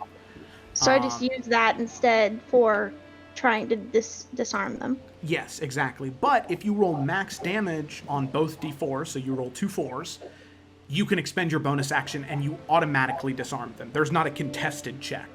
Nice. Okay. Yeah. So it's very situational for a rogue, but it could come in handy one day. Okay, cool. Was anybody going to do the same with the armor? Alec has the armor. She's kind of a little wary about putting it on because where she's from, like legitimate armor is not like a thing. It's more of hides and, the natural armor that they can make. Also, low-key, I have unarmored defense, so depending on what this armor does mechanically, I might not want to keep it. But I will just attune to it for now because I do have it. Okie dokie. Does that make sense? Yes, that does make sense. So you do the same thing, Okay. however, you have a much better idea of meditation. So you sit with the armor and it's sitting in your lap. You try and put it on before, but it doesn't fit you very well. It seems as though it was made for a man of smaller stature than you. However, as you sit and attune to it, channeling it and focusing, you feel a connection. And you reach for it and you embrace it. And as you open your eyes and you look back down at the armor, it looks bigger now. It looks like it's almost grown to better accommodate your size. So now, Baramichi's armor. So it's 12 plus your dexterity modifier, whatever that might be. Okay. However, once per short rest, you can choose to have the armor absorb the damage of one magical attack. So those soft and malleable leathers and cloth, once per short rest, if something hits you and it's not a magical attack, those plates harden and they prevent the attack from dealing any damage. And so yeah, this is after the attack roll has been made and the damage has been rolled. Okay. Oh, that's cool. Mm-hmm. All right, yeah. Okay, cool beans. Thank you. Mm-hmm. Alrighty. Magical swag attuned to. Of a long dead explorer / maybe a pirate. You all, as the sun begins to set and the moon begins to rise, darkness envelops all around you. The light blue waters of the ocean turn black as you are now covered in darkness. The ship raises its sails as you slowly begin to ride the waves towards the coast. You stop maybe a mile, half a mile out, and Vera leads all of you to a small small rowboat. And she gestures for all of you to get in, and she hops in herself, and she shouts out, "Lormidan!" And they slowly begin to lower the rowboat down. And she says, Alec, my dear, would you be willing to help me row? Oh, yes, of course. Yeah. So you definitely look a little odd as you were once in your like native garb and attire. You're now wearing like a very, very nice tunic and gambeson with like leather plates inside. You're slightly uncomfortable, but you're fine. You know, you look much more like your coat brethren and sisterin than your actual homeland. If that's the people. case, I feel like she would have painted her face much more heavily today. Okay. So yeah, what does your face paint look like as you're getting ready to go into the city in the darkness? I think because she has this on, she really wants it to be very like still aggressively home, you know? So like I feel like she would have painted at least the entire like right half of her face. As it looks like maybe like little vines growing, kind of like matching the tattoos she has. Okay, cool. So yeah, you paint the vines on the right side of your face. In a what color are they? Green, blue, red, orange? Let's go with like a dark green. Dark green. Okay. Paint those on there. Something you're very used to. You do with quite a bit of dexterity, and they look quite nice, but also a little unsettling. You know, it Good. looks As we real. should. Exactly. So you slowly begin to row as the oars picking up and rowing and rowing and rowing for what seems like an hour almost. Eventually, you can see the lighthouse projecting its light over the horizon for any incoming ships, and you can see one or two ships coming in and another ship leaving as you begin to approach this small inlet, this sandy beach near the coast. You manage to go towards the cliffside where the beginning of the Salt City is, near the lighthouse, avoiding any prying eyes. And she brings you up onto the sand, and she gestures a hand for all of you to exit the boat. Is there? Can Alec take a look around just to like double check? No, we're not being watched. Yeah, go ahead and make a perception check. All right.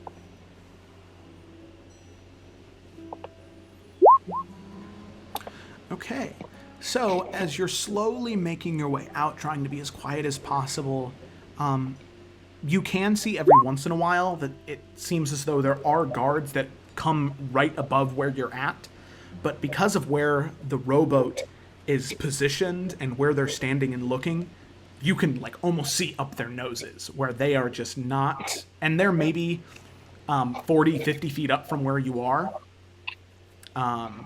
So they're just looking right over you on the horizon, and then they turn around and walk back. So it seems like nobody sees you right now. So, yeah, Morgana says, as you do, she hugs you back. She says, please, just be safe, darling, all right? And she releases the hug, and she looks to all of you. And that goes for the rest of you as well. Be safe. And... And you as well. darling, I will be fine. I have... No more getting captured. We won't be there to save you. Well, if I do get captured, I make sure that I will send a letter to you so my valiant knights can save me once again. Maybe find a new hidey hole for your lockpick. That is a good point. Maybe in the boot is not so good idea when my arms are so short. Well, be quick, be silent, and I wish you the best of luck. All of you. Goodbye, Vera. Thank you. Well, don't think of it as goodbye. See you later. I like better. And she gets back into the boat. She gives each one of you a nod.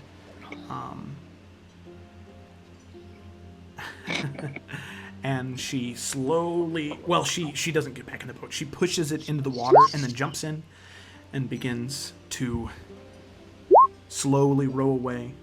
Waves to all of you one more time. And then there is this like cloud of fog that just kind of rolls in, and she just disappears into the mist. And now, all of you are back in New Verdalka, in the Salt City, in the dead of night. So, what would all of you like to do as you approach? or as you get off the boat and she leaves, what do you all want to do? Can I ask a quick question very quickly? Yeah. It's not really related to that. I forgot to update it. Did we get a long rest before? Yes, you did. Right, thank you. Sorry. No, you're good. You're good. Yeah, there was. You slept one night on the ship. Yeah, I wasn't sure if it was a full night. That's fine. Yeah. Okay. So, you're all here. What are you doing? Let's go find Duncan and Co. Yeah, wherever that building is, I assume she made us that map, correct? Yeah, and directions. Okay. I mean, Yeah. it's a pretty good time of night to do it. So So let's get I going. will. I think she gave me the directions. Mm-hmm. She did. I don't remember. Okay, so I will take those out and quietly off we go. Ah, there we go. There's the keyword I was looking for. Quietly. So, is everyone following suit quietly? Yes. Very. Very much so. All right. I would Yes, like for everyone to sure. make stealth checks, and hopefully this goes better than the army. However, I just said that now. I'm sorry, guys. I ruined it. You jinxed it. Well, 12's not bad. 12's not... Second 12's not bad.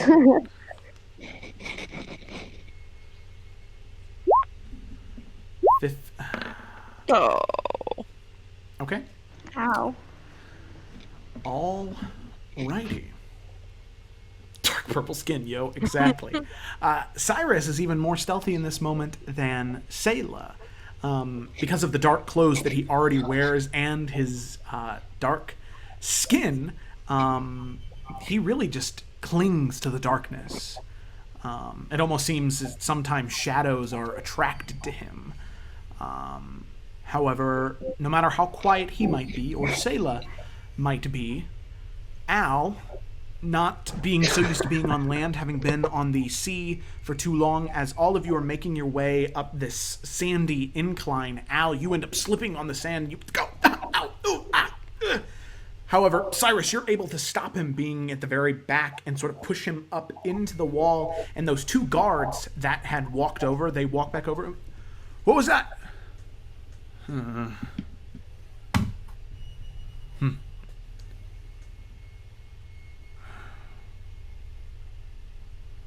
Send a word to Lawbear Annika. I think there might be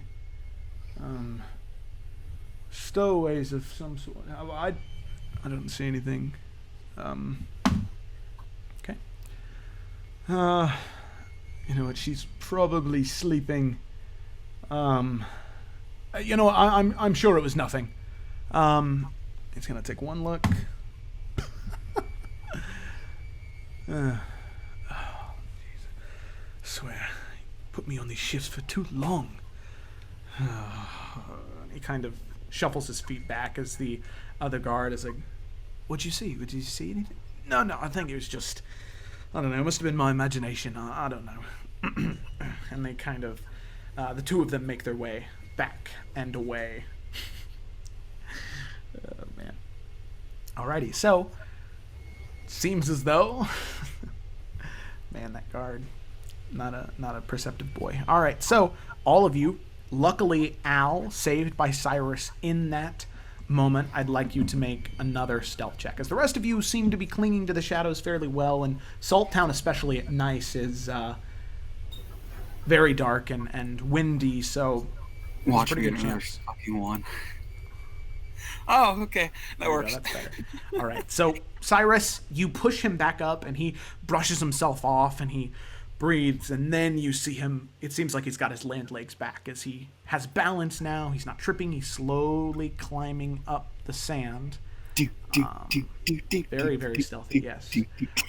And all of you begin to make your way through the streets, following the directions that she gave you originally as to where she thinks the building might be. So, as you get there, following the instructions, you can see a building that looks very similar to this one right here. surprisingly so. It seems to be a maybe two and a half story building, and you can see that most of the buildings in Salttown, especially this close to this side of the coast, they're all dark and falling apart. Most of the buildings seem to sway and creak with the winds.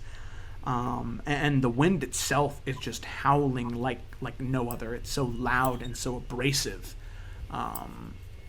And you can see that in this one building, where it seems as though Vera said it might be, is in this window right here, the second story window, you can see a light in it.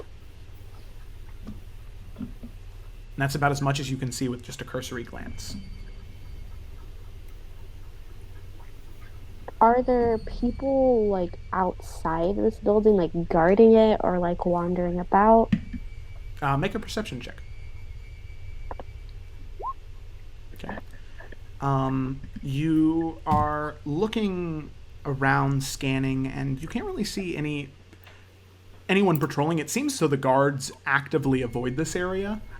And there's really no guards patrolling. It doesn't seem like there's any henchmen per se, walking the streets. Every once in a while you do see, maybe a beggar or someone of the sort of walking, looking in through people's windows and then slowly walking away, just sort of shuffling down the street, mumbling to themselves. Definitely a darker side of this, new gem of a city. Okay. But yeah, you don't really see anything other than that. So I kind of warn them to beware of the beggars because there's a good chance that they are watching. Because that's how that always goes. The most unassuming are watching you. So should we just approach the building? Are Or we should stay sneaking there? in? Are there any windows that Sayla can get up close to see if she can see in? Oh, yeah, I mean, you are definitely used to climbing and scaling buildings, so if you did want to get on top of that building and go look in that window where that light is, that is definitely something you'd be capable of doing. Just putting it out there, I did bring invisibility again. We could pay off a beggar to cause a distraction. I don't know. Just saying. Let me scale and see what I can see, and I'll come back to you guys. And if there's anything, I mean, why do we? that at least give us an idea of what's inside. I'm just saying. Do you want to be invisible for that?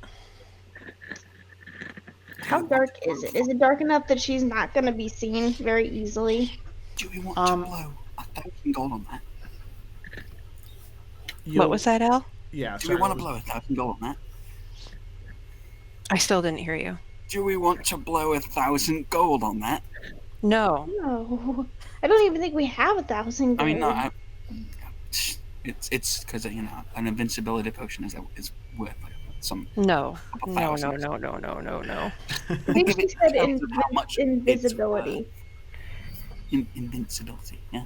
Yeah, I think he was talking about that invincibility potion that you have still. Mhm. But luckily, you weren't able to drink underwater. Yeah, luckily. Yeah. So, In terms of gold. Just saying. so you would still have to make a stealth check. If you had invisibility cast on you, you wouldn't. Or But- would she have advantage? Because of how dark it is and because of how windy it is, and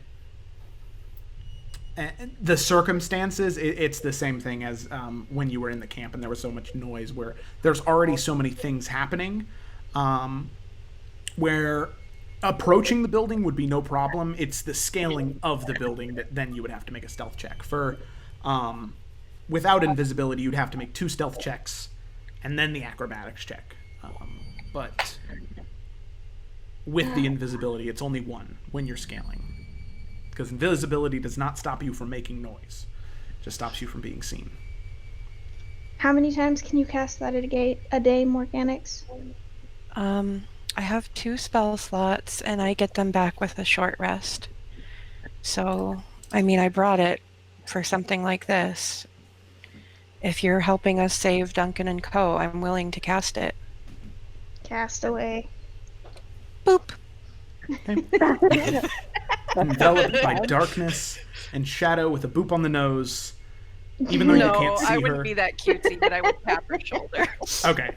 So, still, even though with personal human contact, you can still feel Sayla fuming a little. But Sayla, you are invisible. You look down at your hands. You can't see him. Well, you can see him, but everyone else seems to not see you at all. So, you begin to approach the building. Is there any particular way you'd like to try and climb and scale it?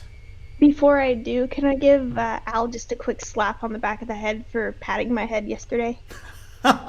Yeah, so Al, you feel like a boom, a thud on the back of your head, and as you look around, no one's there. And you kind of assume that it's Sayla, but also, you're not sure. So, yeah, I'm thinking here and then over, because that's not too far. Would that be Okay. easier, or would... Because that seems like it would be the easier route. Yeah. Okay. Yeah. So you want to scale the smaller building up next to it and then jump on. Okay.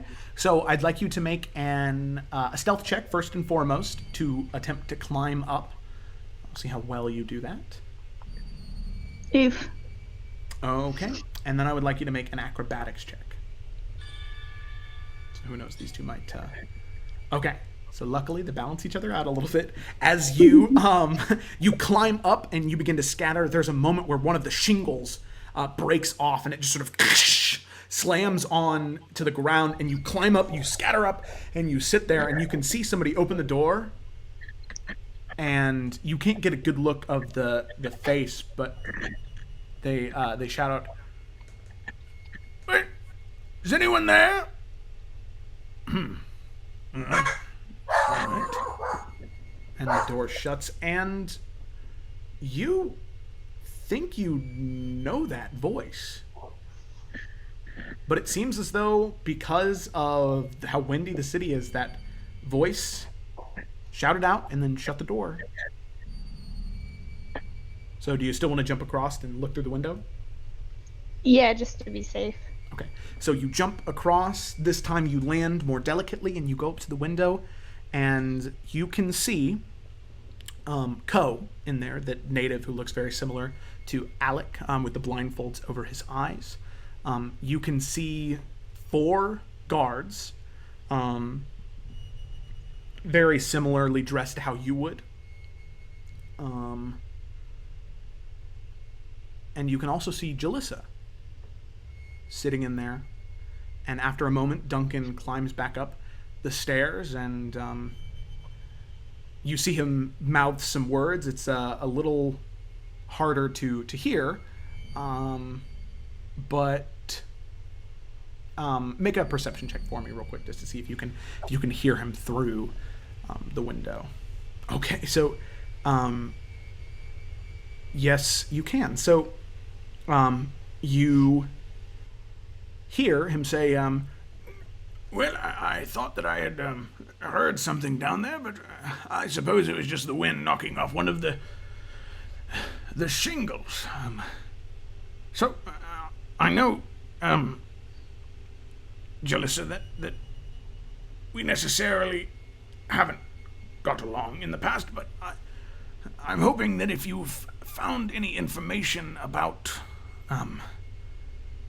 the 5 of them, I would be very interested to hear. I know that you have eyes and ears everywhere, but I want to know that they're safe. And like I said, I understand if you don't want to tell me because of our history, but I would." And she sort of raises a hand and says, "Duncan, please, stop. I have not heard anything yet. The last thing that I heard is that there was some chaos happening in Sunken City Bay after the attack a couple days ago. I do not know if that was them or if it was a group of natives. That is all I know." Can I tell if she is telling him the truth or not? Make an insight check. Damn it. Okay. Here, let me whisper it to you, because this is the best way to do this. Okay.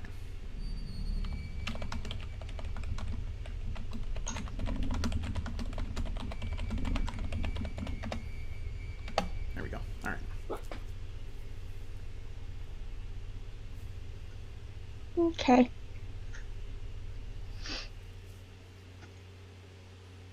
And then there's just silence. And he says, fine, but... Would you at least be alright if Ko continues the healing process on my memory? If they do return, I'd like to tell them what we found. Very well. Go ahead. And he sits down in a chair, and Ko, he sort of guides Ko up, and he says, all right, now just be careful. Last time you did this, you almost gave me an aneurysm. I will be very careful, I promise. And you see him pull out some water and pour it on his hands, and it sort of forms gloves on his hands, and he just wraps it around his temples, and it begins to glow a little bit. And Duncan is just sort of, almost looks like he's sleeping. What do you want to do? I'm gonna continue to watch for just a little while longer. Okay. You watch for maybe another 5-10 minutes, and then eventually Duncan...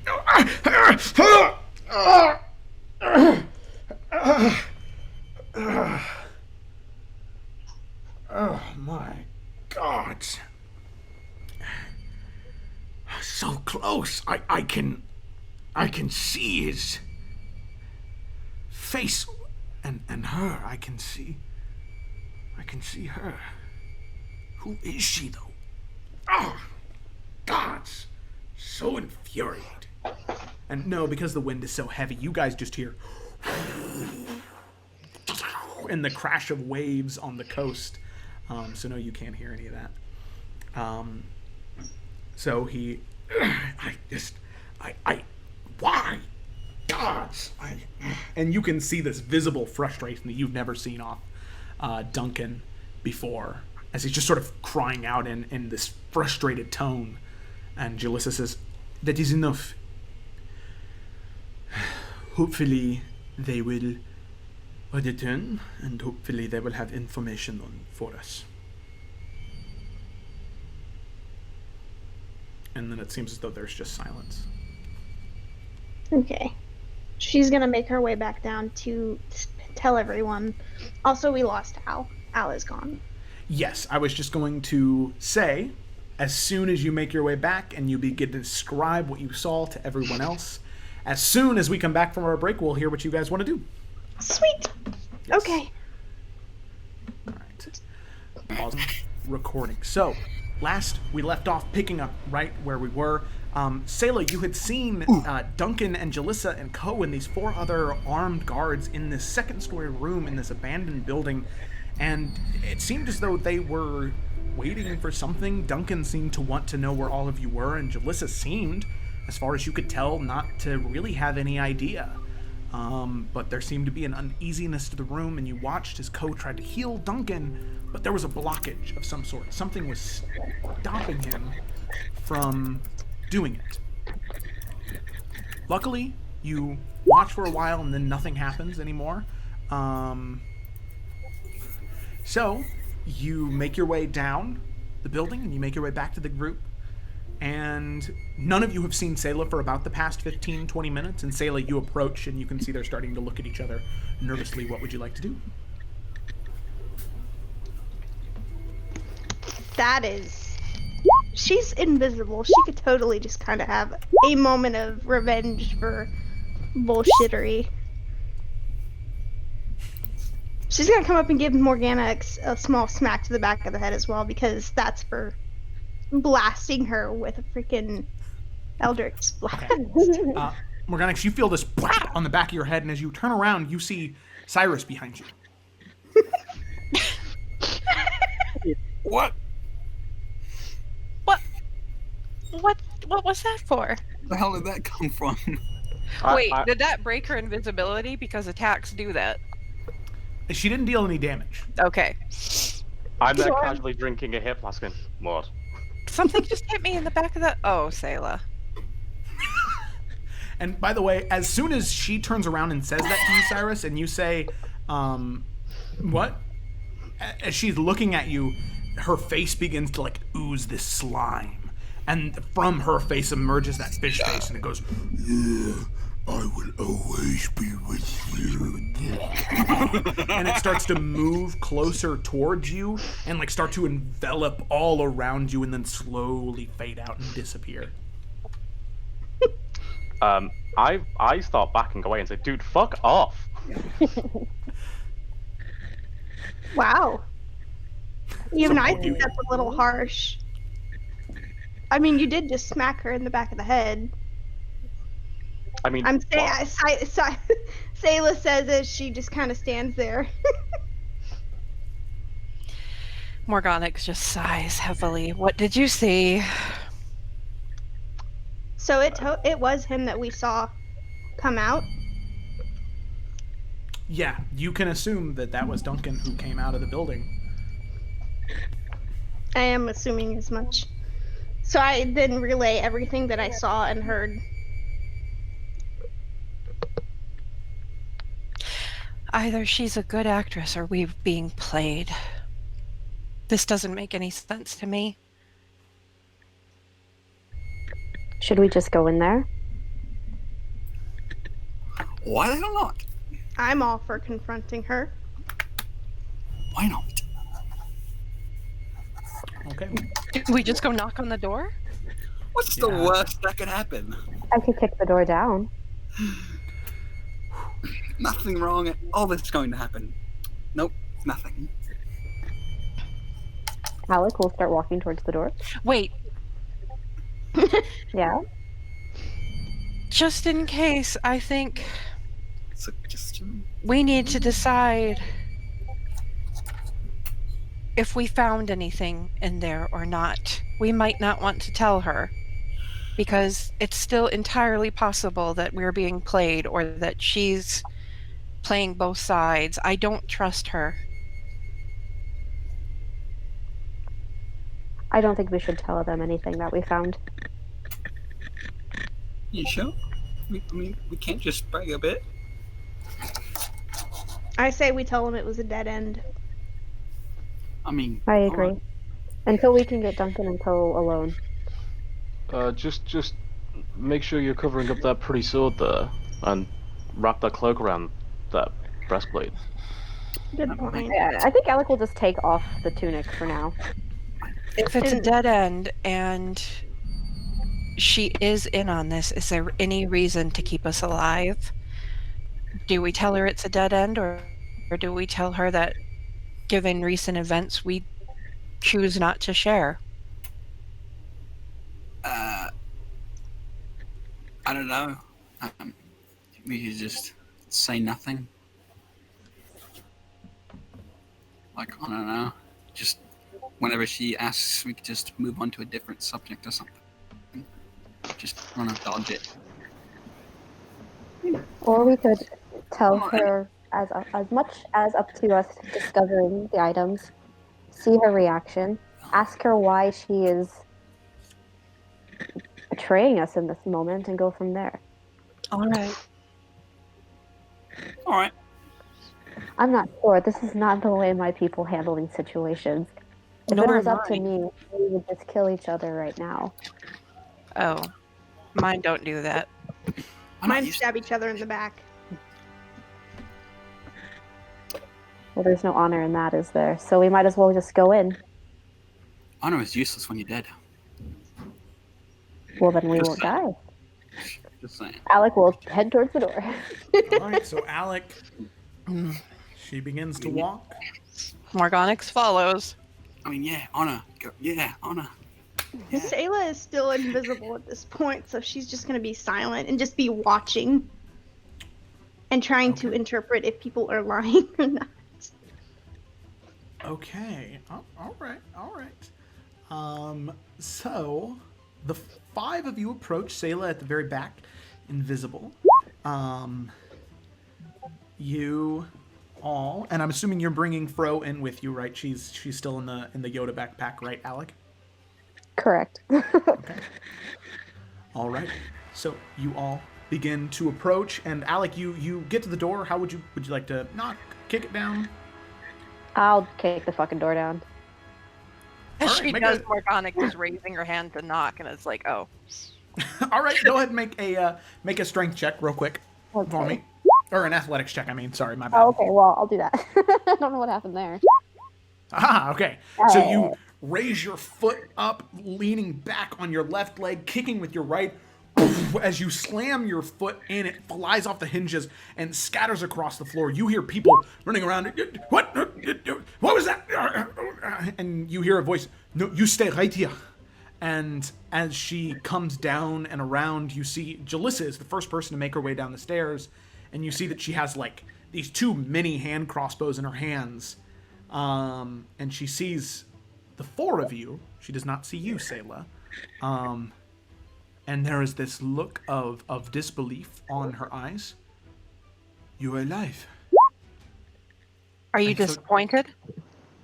No, I am ecstatic. I didn't think that you all would have made it. And Insight check. she's the Insight crossbows check. in her sleeves. Ah, yes. Okay, roll your insight checks. Insight. Insight. Dang, Sayla. Everybody. Okay, yeah, Al, go ahead and roll your insight check.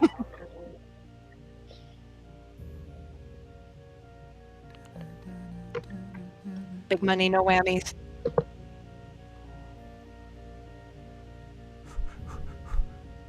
Al, you take an extra Did long John time die? studying the movement of her eyebrows. And all of you listening and looking at the peaks of her mouth, the way her eyebrows are moving, where her eyes are, the amount of eye contact she's making, if she's breaking it, looking down to the left or up and to the right. But all of the signs point to her being utterly sincere. And there's even a small smile on her face where she says, I thought that all of you would have died. Please, come up. Ben, would you fix the door, please? And she gestures for all of you to follow her up the stairs. And you see this bulking individual sort of walk down the stairs. Next, all of you pick up the door and just sort of fucking door down, right? Could have knocked. Move over to the door and put it back up and just kind of lean up against the back of it. Just using his body weight to leave it on the door since he doesn't have nails. So, do all of you follow her upstairs? Alec will, be the first one. Gingerly. Yeah. Yeah, very cautiously. Okay, so Sayla, it seems as though nobody has noticed you yet as you slowly follow your, go back up. However, as soon as she gets up, Duncan shoots up and he's, oh my, I'm ecstatic to know that all of you are all right. It's been, what, 10 or 12 days almost since you left. I'm relieved. And he goes to approach it, and he gives, Morganix, he gives you a hug and Al a hug. And not knowing Cyrus and Alec as well, he, yeah, it's good to see the both of you as well. All right, yeah, go ahead and, Morganix, go ahead and make an insight check. Damn. Definitely genuine happiness to know that you were okay, as far as you can tell. All right, go ahead and make a make a strength check, Al. Yeah, and Sayla, you make an insight check. Oh my gosh, she's just failing today. Yeah, I mean, it really does just seem genuine. You squeeze a little too hard for an old man. He go, oh, all right, you're gonna break my ribs. And he pats you on the back. Just a joke. So, as all of you are up there, he looks around and wait, there, one of you's missing. Where is Sayla? Charles Wyndham killed her on Jalissa's orders, and I watch Jalissa's face as I say that. Okay. You can see her kind of already. Okay, you can see her eyes kind of sink down and her lips drag, pointed down towards the ground as well. Oh no, I cannot believe that happened. Gods, they are cruel.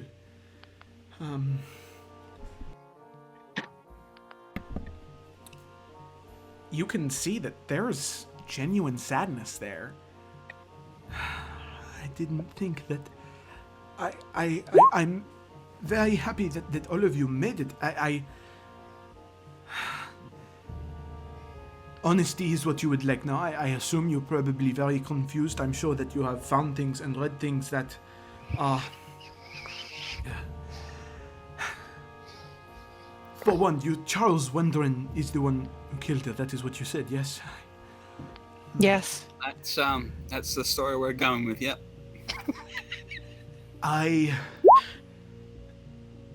When it comes to my own assassinations, in order to maintain the safety of myself, I never carry out the killings. When Sailor told me about him, I cornered him on the street. I had the guards take him. I interrogated him for what he knew, and then I had one of my guards, one of my best, take him to kill him. But the next thing I know, not but 20-30 minutes later, the Tarkarian Trading Company is at my door, knocking it down, demanding information over what I found. I had to tell them what I knew. They twisted my hand, this terrible, terrible man. And she looks to you, Cyrus, when she says it. Doradine Dupree, he twisted my arm. I had no choice. I wanted no harm to come to you, and I had to lie to them and tell them that you all were inconsistent and you had your own motives and agenda. I never wanted anything this terrible to happen to any of you, and to Sailor nonetheless. I saw her as a prodigy, really. She was sent by a friend of mine from a long time ago, and I regret that I will have to inform him to her untimely demise. Hold the fuck on. What did you tell him about me?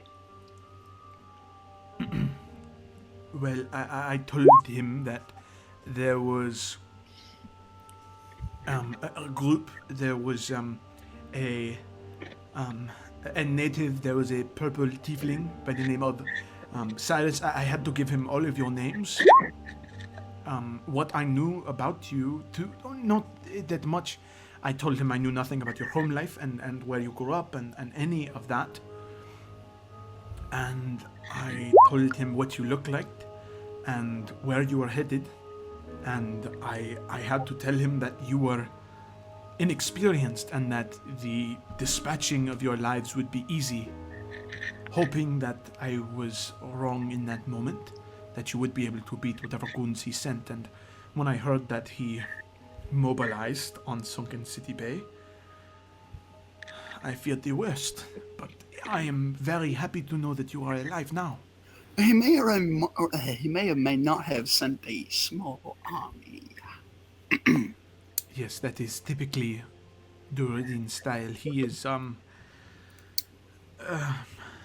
when it comes to his job in Efera for the Tarkarian Trading Company, he is the one who is in charge of most deals that are made here and expeditions that are funded.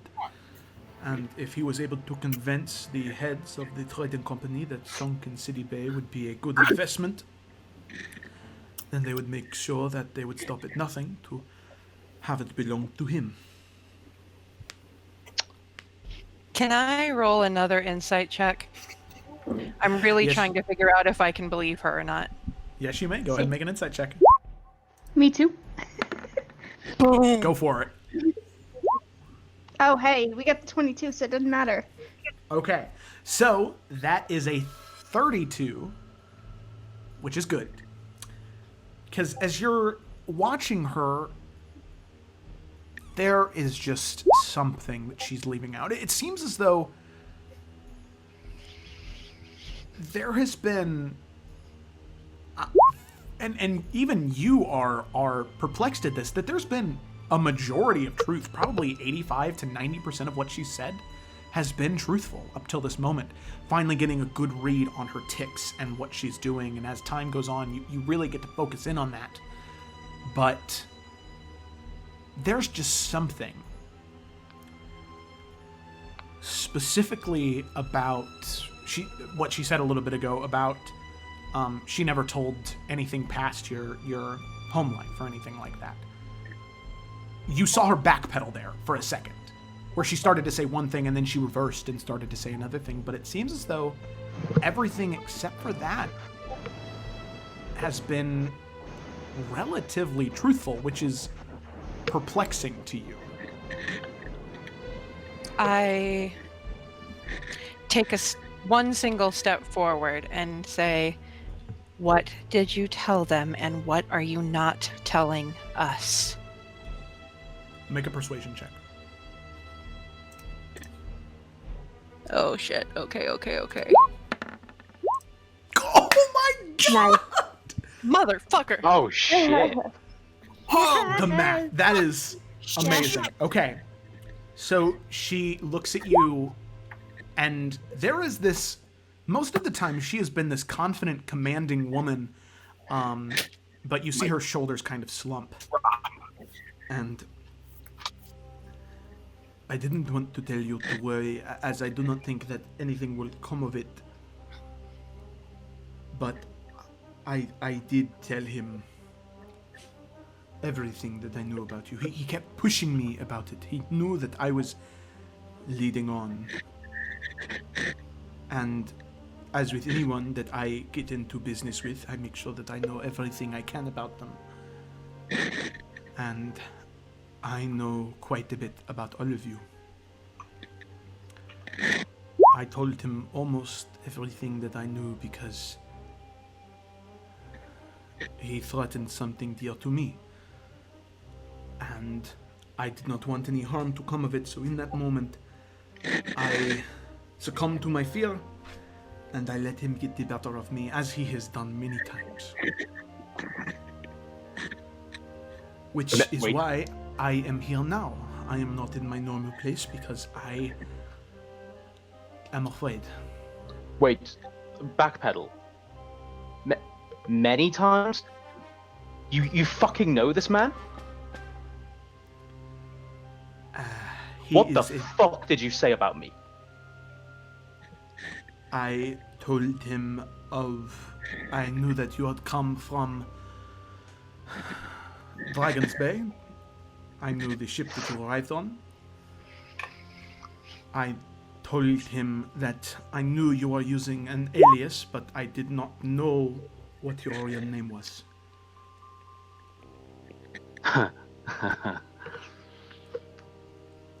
But you know him. I do know him, but I will say that none of my interactions with him have been positive. All of them have been him twisting my arm and bending me to almost my breaking point to get what he wants. And up until several months ago, or up until a few days ago, I had eluded him. But now it seems with this news of new clues that we found about this lost city, he's piqued his interest. And with the help of Charles, he knew exactly where to find me.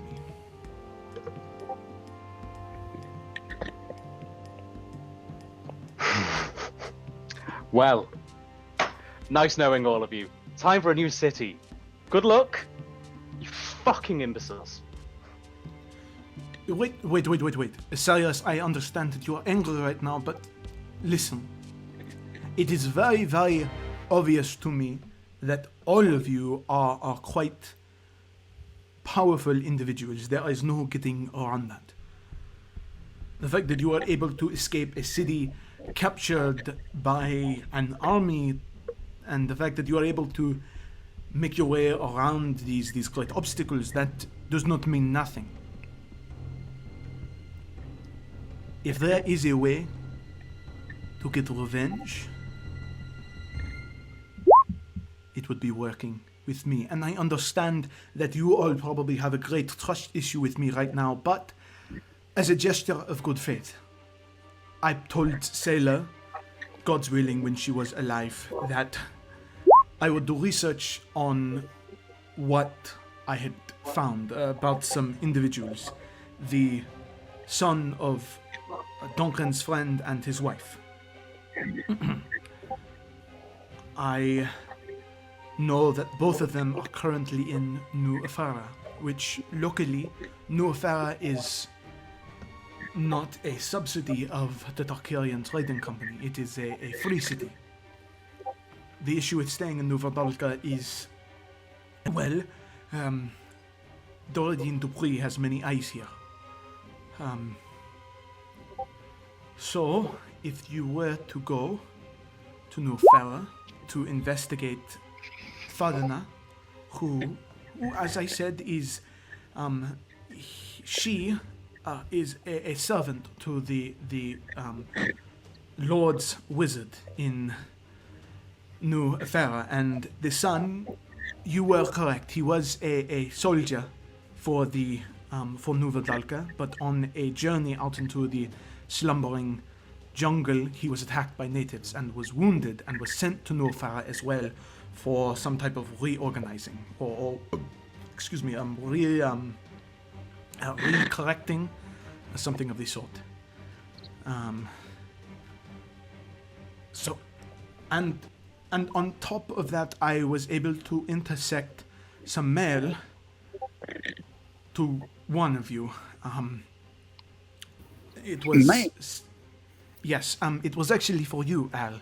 Of course and it was. she Right. go over and she pulls out a letter in a small chest. And she sets the chest down in front of you and hands you the letter. I'm gonna read it.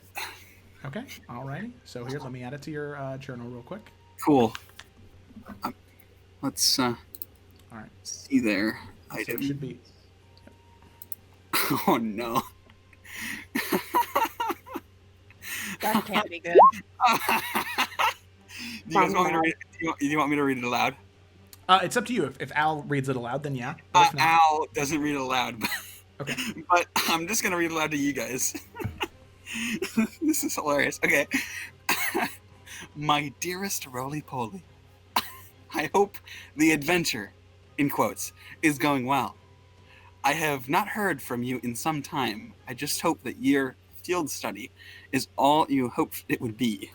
Your father and I anticipated hearing from you soon. Anticipate hearing from you soon.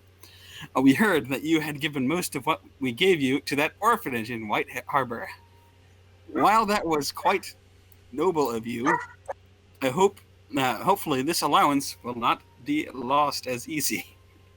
With much love, Mother. P.S.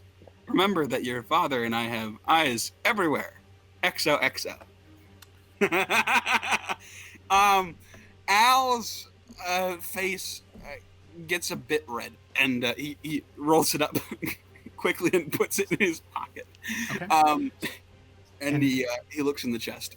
As you do, you see that there is 250 gold pieces in this chest. Holy fucking shit! Nice.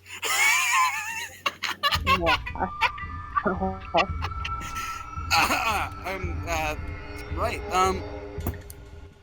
And all of you can see that.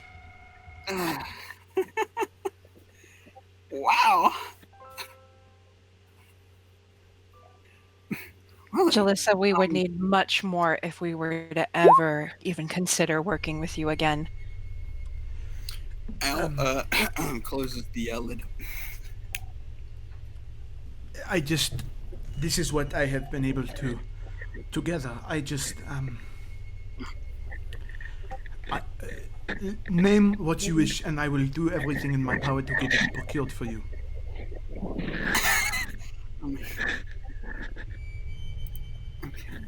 Group huddle.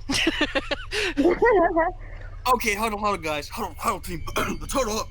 Huddle up. Yeah, let's go. Jesus. Thank you, fucking John. Christ. Alright, sorry. Alright, what? Morgonix just kind of takes a step back and looks at the rest of the group. She doesn't actually say huddle. Yeah, obviously.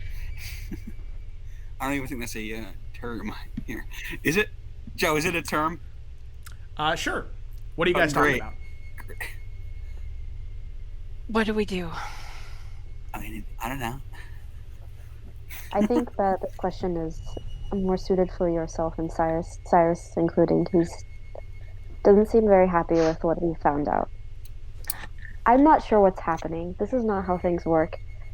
I am confused. I don't quite understand the situation that we've walked into. I feel as though it would be easier if we just killed this dude, this man. So if we find him, I will kill him. But until then, I am not sure the answer. I mean, he quite literally has the might of the trading company behind him.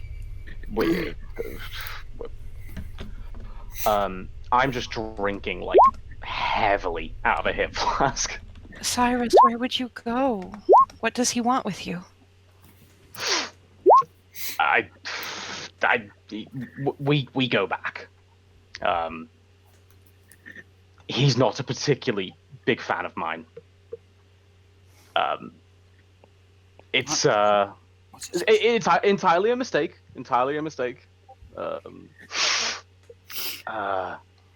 But I saw an opportunity. I took it, and now I'm here. That's all that matters.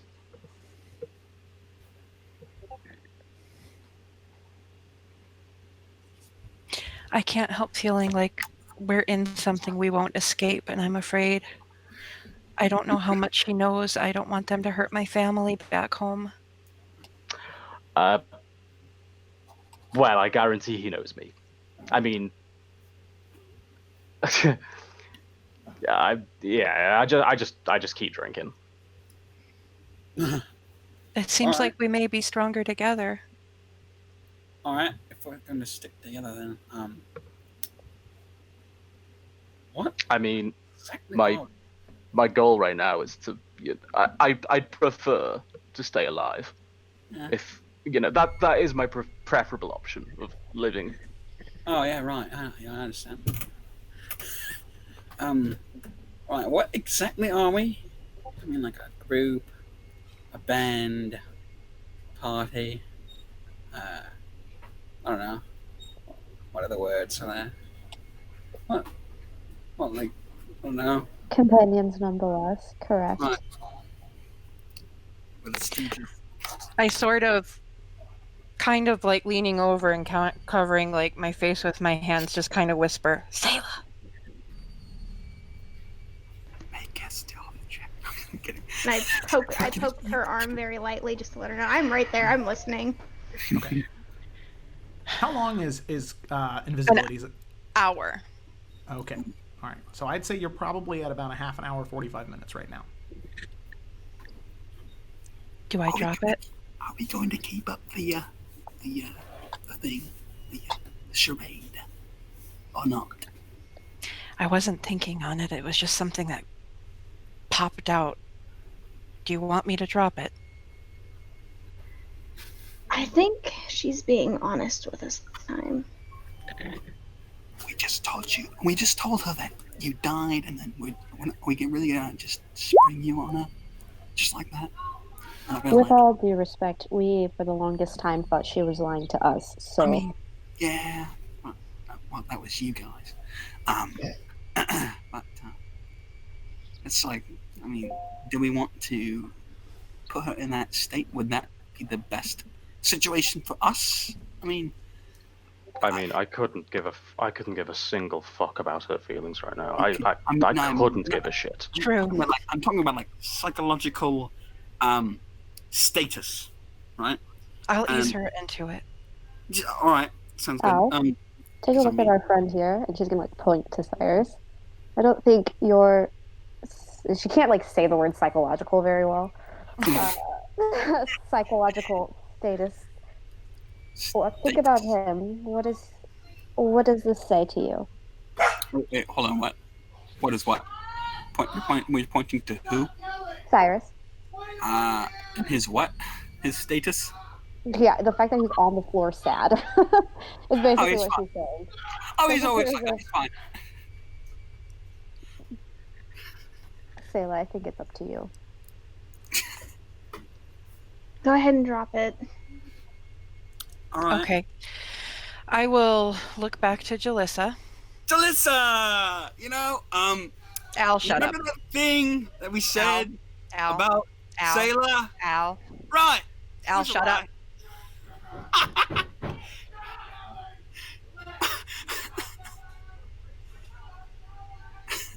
I do say that. And I did. Morganix was saying Al, Al, Al, shut up, Al, Al, the whole time, and just looking Nice. angrier at Al. Nice. Okay, This is yeah. So, great.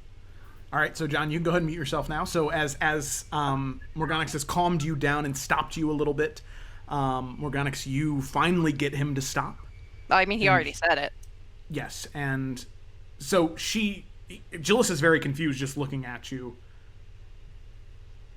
What do you mean? What is? Sayla is alive, but we still feel betrayed by you. We're still on unsure footing. And we needed to try and shock some answers out of you. She sort of looks around and, well, I am sorry that you still feel that way. But I am glad to hear that. Where, if she's alive, is she trapped? Is she? I dropped concentration. Oh, she is here. Well, Sela, I am glad you are still alive. You came this close, and she held up her fingers like maybe a centimeter apart to having a knife shoved into your fucking throat. I've seen her do it. Thank So you you- for that, by the way. I was in this for a book. And she looks at you, sad, and she says, I am. Well, I am at least happy that you are okay, and as I said, I understand that you do not trust me right now. If I were in your shoes, I would not either. But I'm coming to you with an ultimatum. You can leave now, and you and your friends and family will be hunted down and killed by this Duradin Dupree, or you can work with me, and we can bring him down together. I sort of grit my teeth and clench my fists and not even thinking about it, summon the Hexblade. And I'm like, well, that works out very nicely for you, doesn't it? They twisted your arm, really. Yes, they did. We need money for potions. That All would be right. good. How much do you need? Would you just like potions instead? How much If you you're willing to part going... with? What was that? How much you willing to part with? Listen, I will give you what you need, and I will make sure that you have enough in order to get from here to New Efera, and if that is where you intend on going, I don't know exactly what is next. I understand if you want to look into this task to help Duncan, and you can see Duncan's just kind of been in the corner of the room, just kind of like hand on his face, just staring down the interaction. But I just am confused as to what you plan to do next.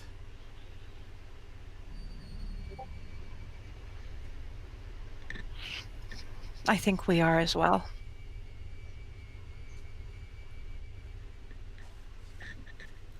I dismiss the hexblade. Kind of shake my hands. Well, very well. And you can see the other 3 guards, aside from there was the 4th one who went down and he's still at the door, but the other 3 have also been eyeing and just very, very tense. She says, well,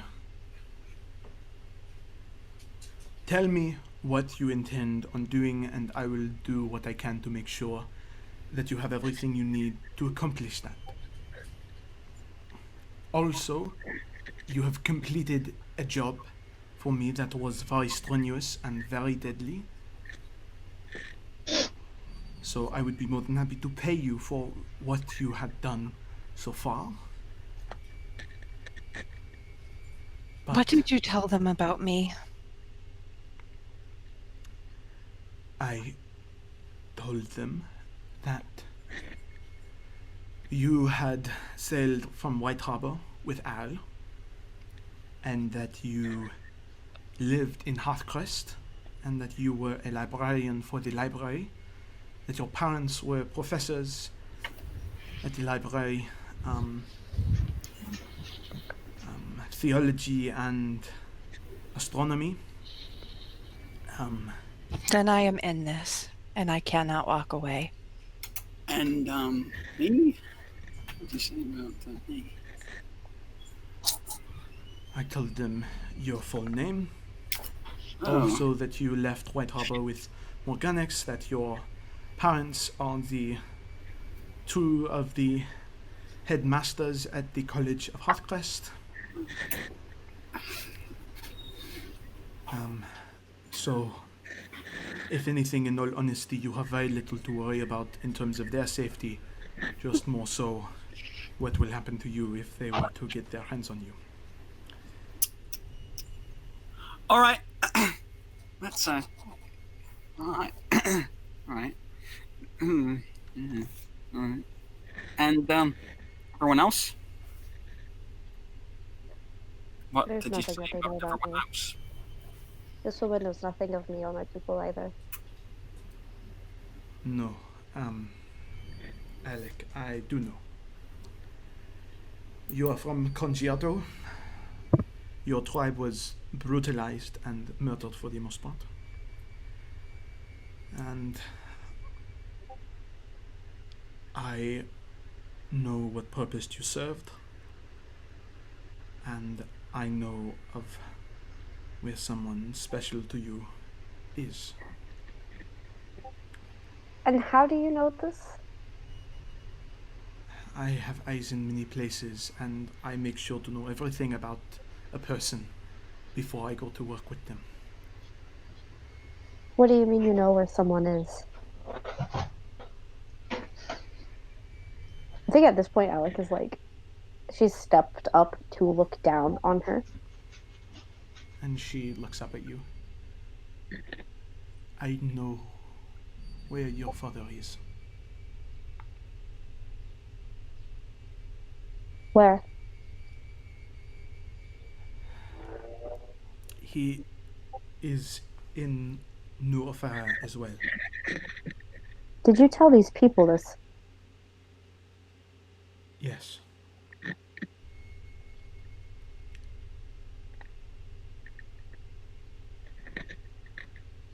You see her like physically tense up as though she's going to either punch you or choke you, take your pick. But she's not going to say anything. Morganix will step forward and put her hand lightly on Alec's shoulder and say, Jalissa, I think you had better pay us. I think we're leaving for New Efera. Of course. For most jobs that are performed for me, and considering the deadly extent of this, that is 50 gold for each of you. And she goes into a small chest that she has and pulls out little bags and gives each one of you a bag of 50 gold. And also, I have health potions as well that I can give to you that I had been saving for myself, but considering no events, it seems as though you'll be needing them more. And she pulls out what looks to be like a small, like glass-covered chest, and she opens it, and there are 5 greater health potions in there, so 4d4 plus 4, and she Nice. gives one to each one of you. And you can see there were only 5 in here that she wanted to save for herself, but she hands them over to each one of you. Shuts the container, sets it down. And I suppose as one final gesture of good faith, I can provide a small cart and horse for your journey. But considering everything with the Tarkarian Trading Company, my resources are limited in this current moment. So I can provide that for you. Where exactly in New Efera is he?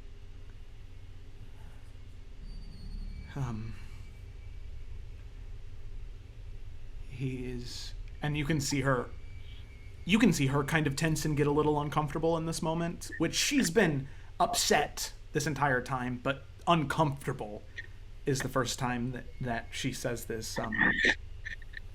He is in the slave markets. Oh shit.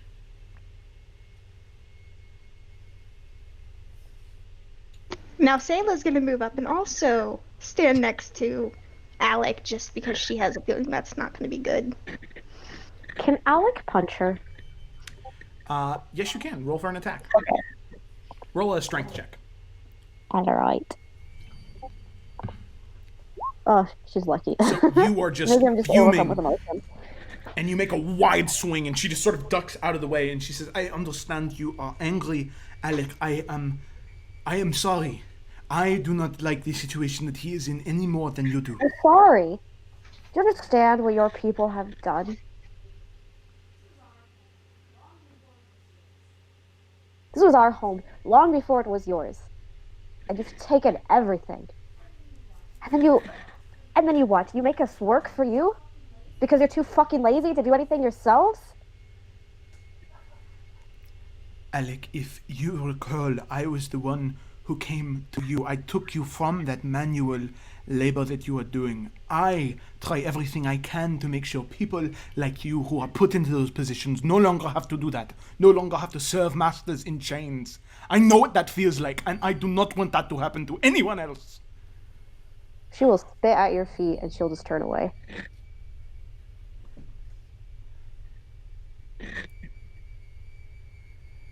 I understand that all of you are angry, some more than others, and all of you are distrusting.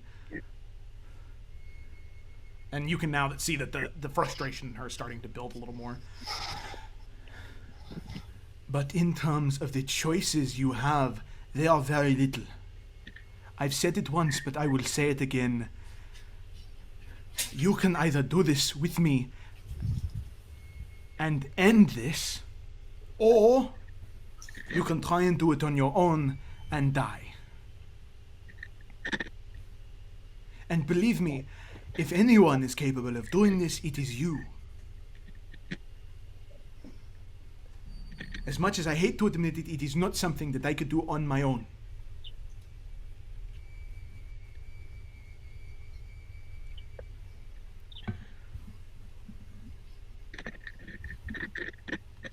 What would you have us do?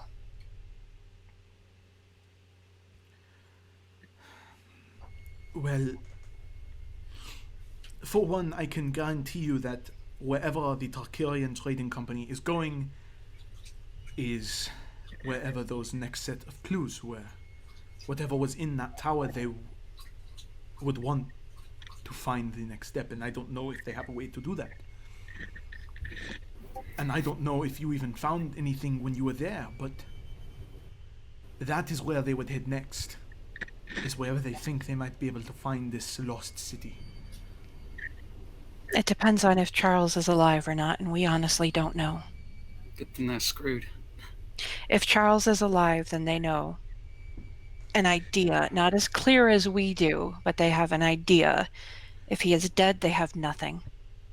At this point, Duncan picks up. You found something? They're screwed. And I just kind of pat my sword. We found something. May I see?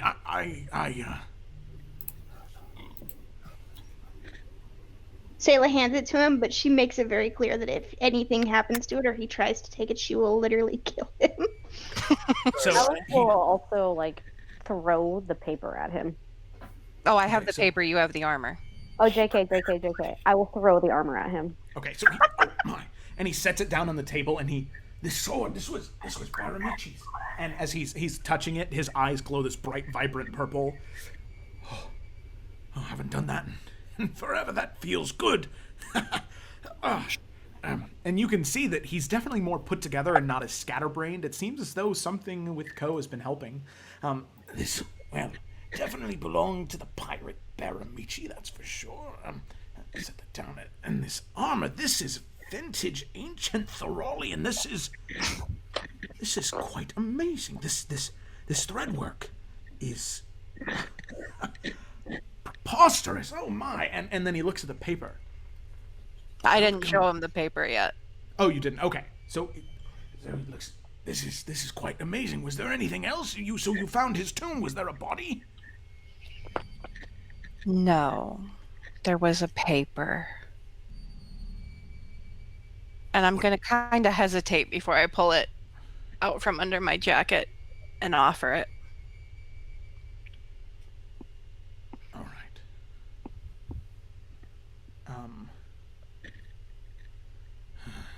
Look at this.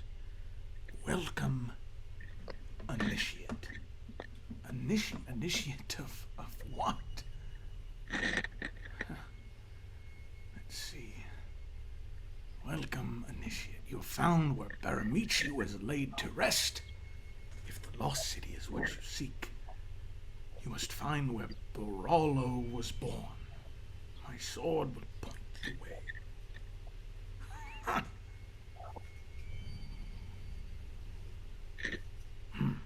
It's quite interesting, really. So, and you said there was no body in there? No. What is this place down here at the bottom? It's a building on a waterfall, a lake of some sort. And I know what the place is. Alec will like step over to him. You do well. Where is it, my darling? I don't remember what it's called. What is it called, Joe? It was just the original temple to Itishari. Okay. Then I will tell him that. Okay. So you know what this represents, but I've never been there, right? no, and Okay. none of your people. This place has been abandoned for a long time, actually. That's right. Okay. Yeah.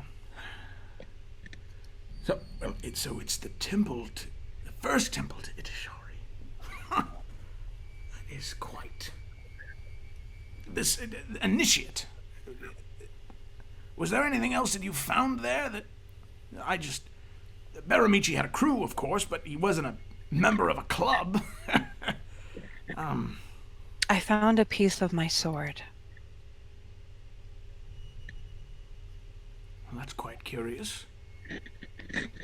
It's a word for it, yeah. There are many threads at display right now. That is quite. The sword, and then there's that ancient Thorolian on one side, and then the well, Alec, as I'm sure you're aware, that's your language right there, the runic language of the native Eferians.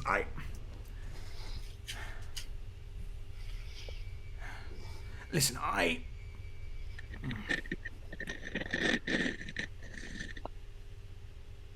Sadly, I don't know what this initiate thing means, and sadly, I don't know who Baralo is, and I don't know where this temple is, but listen, I do have a friend in New Efera, and this was, and he points to Ko. I had a breakthrough.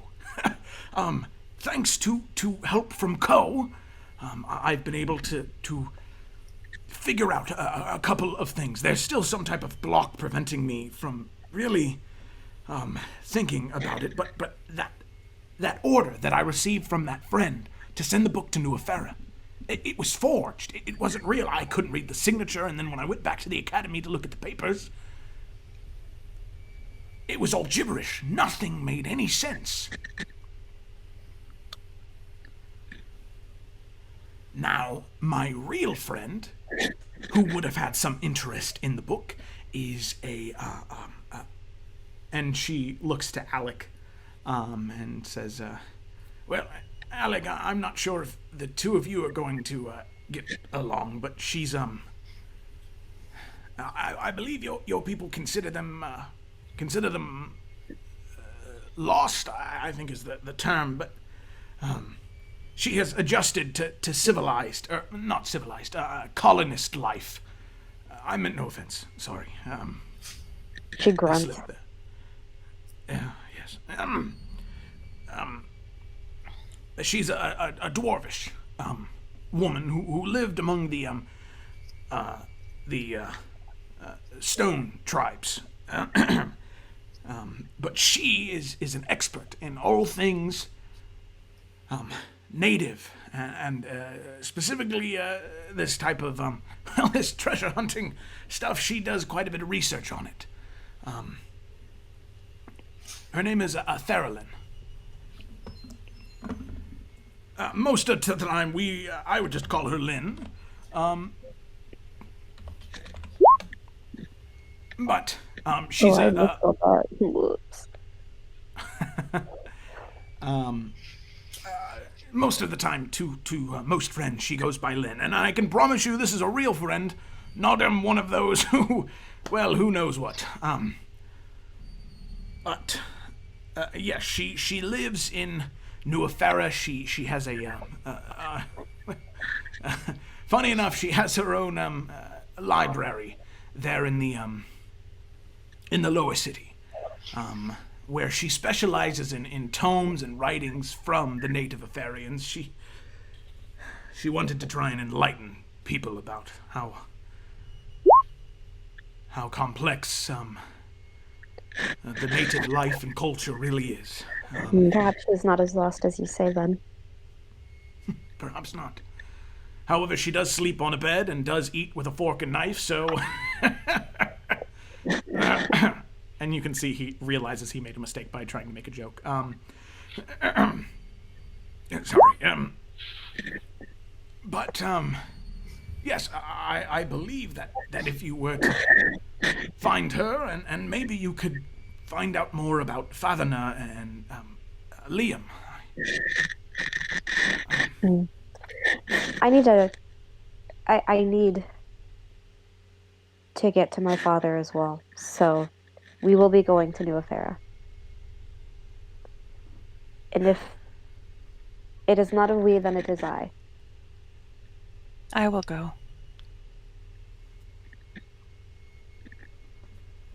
Thank you. Seems I And don't she have will much choice. Pat your shoulder. She will pat everyone's shoulder very hardly. Again, I don't like it when you touch. Ah, I did not remember this. While we go to New Efera, and I look at Jalissa, can you try to determine whether or not Charles is dead? Yes, I will do everything in my power, along with trying to figure out helping Duncan figure out what is exactly behind this Baralo, and if there's anything we can do to help. But I will put most of my resources to trying to find out if Charles is alive or dead. If he's alive, do you have a way of getting word to us quickly? Yes, I have magical messengers who, if they are indisposed due to more deals with the. Sorry, that was me misspeaking, not her. Just wanted to clarify. If they are for some reason indisposed because of my limited resources in the current moment, I still do have ravens that I will send. There is a rookery that is near that is in the lower city near the docks. That if there is anything, you will find that message there. Jalissa, Sela, you are most familiar with the name Reek, but that is what the message will be under. It will be from Reek to Sela. All right. I am sorry that this has happened to all of you. I could not have foreseen this happening. I hope that your journey is safe. I will make sure that, and to two of the guards standing up here, she points to them, go make sure the cart and the horse is right near the Sallyport gate for them to leave from. Doradine Dupree has eyes everywhere. Luckily, I have my own ways out of this city that I thought I knew everything as well, and it seems as though I do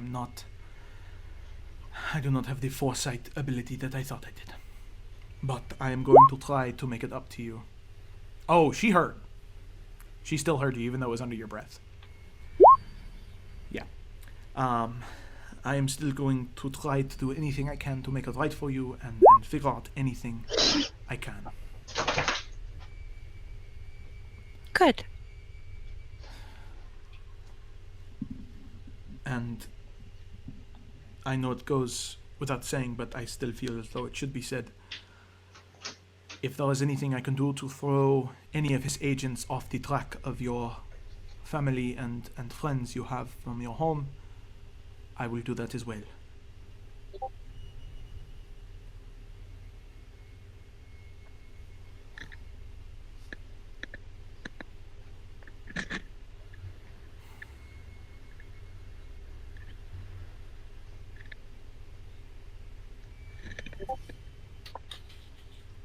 Okay. So, as she trails off there for a moment, seeing the sort of shock and displeasure from all of you in that moment,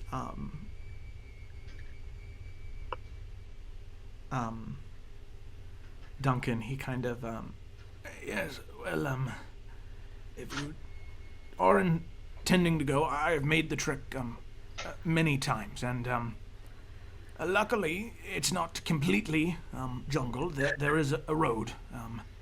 So provided you stay on the road, you should be safe for the most part. Alex will grunt at the word road. Yes. There are several establishments along your way that you should be able to stop and rest at. That's not the forest floor, the jungle floor, I should say. 2 days out from Nuvatalka, there is an inn that you can stay at. 5 days, there is a small settlement, and another 2 days' ride from there is an inn that is a day and a half away from New Efera. So those places are safe. It's everything outside of that you'll have to be aware of. It seems to me that the more that I learn about this place and these people, the jungle is the safer. But we will do as you say, Duncan, because this is your wood and you know more than I. Yes, well, the slumbering jungle used to be quite vibrant with animals, but now it's mostly people who either try and rob or try and protect. There's not very much of a middle ground.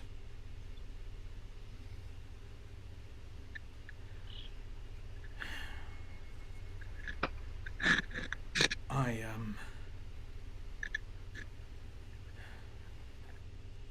know I've said it already, but I would like to be genuine one more time, but I am very happy that all of you are alive. And Well, thank you for that, Duncan. and if it's any consolation or if it means anything at all, I hope, genuinely, I hope that all of this will be over sooner rather than later. Don't we all? All right. Yes. It is time that we rest, and in the morning we leave. And Alec is just... She's been trying to put on a face this whole time after learning about her father, but she's over it at this point. So she's going to walk away. She's going to give Ko a look before she leaves. But then, I don't know, she's just going to find somewhere in this place, this really stupid place, to try to go to sleep. As you look at Ko, but he doesn't look back. He's going, okay. Because he's blind. Yeah. Okay. Instead, I'll have her go and put a hand on his shoulder so she knows. Okay. So And knows. he'll kind of look up in your general direction and squeeze it as well.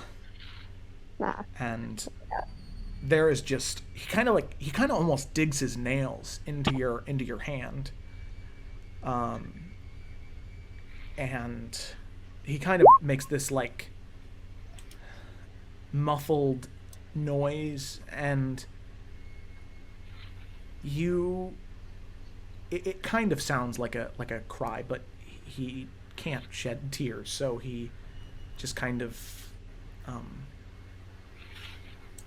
chortles a little bit, just a little, as he squeezes into you and lets go. And as you say that, and you go over to Ko, Jalissa says, "I am sorry to be the bearer of bad news, Alec, but if you are to leave, the cover of night is the best time to do it. You can camp outside the city walls. The cart has several tents in there. It's and best we move anyway. The sooner you'll get there, the sooner this is all over." Right. Then let's go. Oh, right. Before we go, I'd like to distribute this, and Al grabs the chest that he got from his parents and begins distributing the gold. I think it's 50 gold each. Oh. Al, that was for you from your family. That's fine. What am I going to do with 250 gold anyway? Do you trust me carrying around a chest full of 250 gold? Okay, that actually makes Morgonix laugh. I think so. All right. We're getting ready. All right. All right. Al does that. Okay.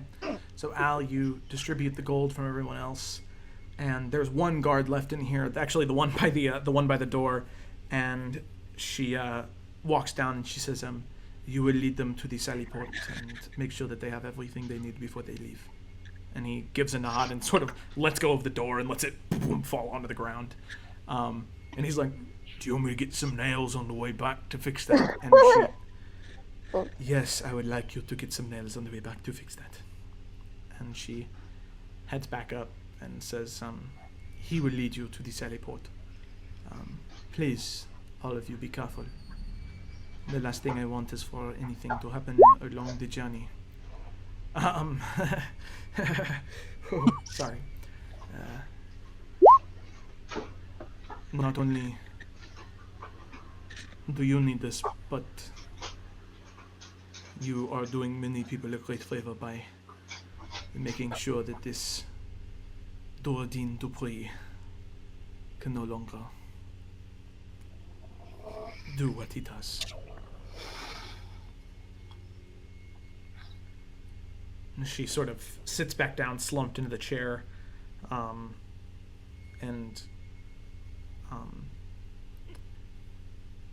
Duncan, he sort of like looks at her, and then looks to all of you, and if I remember anything from Ko's healing, I'll make sure to inform you of it. And I just well, here, something to remember me by, just in case. Who knows? I'm old. The brain aneurysm happens. And Morganix, he'll hand you those goggles from the first time you went out. Ooh. I will give Duncan another hug and say, "Don't die on us. We have a school to build." Oh, you're right, my dear. You're right. Nice. And he lets you go and smiles. And as that guard begins to lead all of you out, as you're looking up at the window with the small flame, it's extinguished. Darkness envelops the room, and the guard leads you through the winding streets of New Verdalka, in the Salt City, past the military district, and to what seems to be a wall. He knocks 3 times on it, and there is a small sound coming from the stone, and then it opens up, and you can see there's a door there. Small 5 foot by 5 foot, or medium-sized 5 foot by 5 foot wooden door that kind of swings open.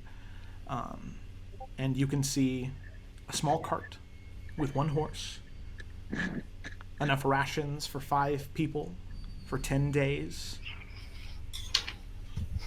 2 tents that can fit 3 people each, and all the rest of the supplies you would need. So, as all of you exit out of the door of the Sallyport, the stone slides shut behind you, and you are all greeted by the jungles of Efera in the middle of the night, and you ready your journey to New Efera. That's where we're going to end tonight's session. Oh my god! Oh, None of that goodness. went how I thought it was gonna.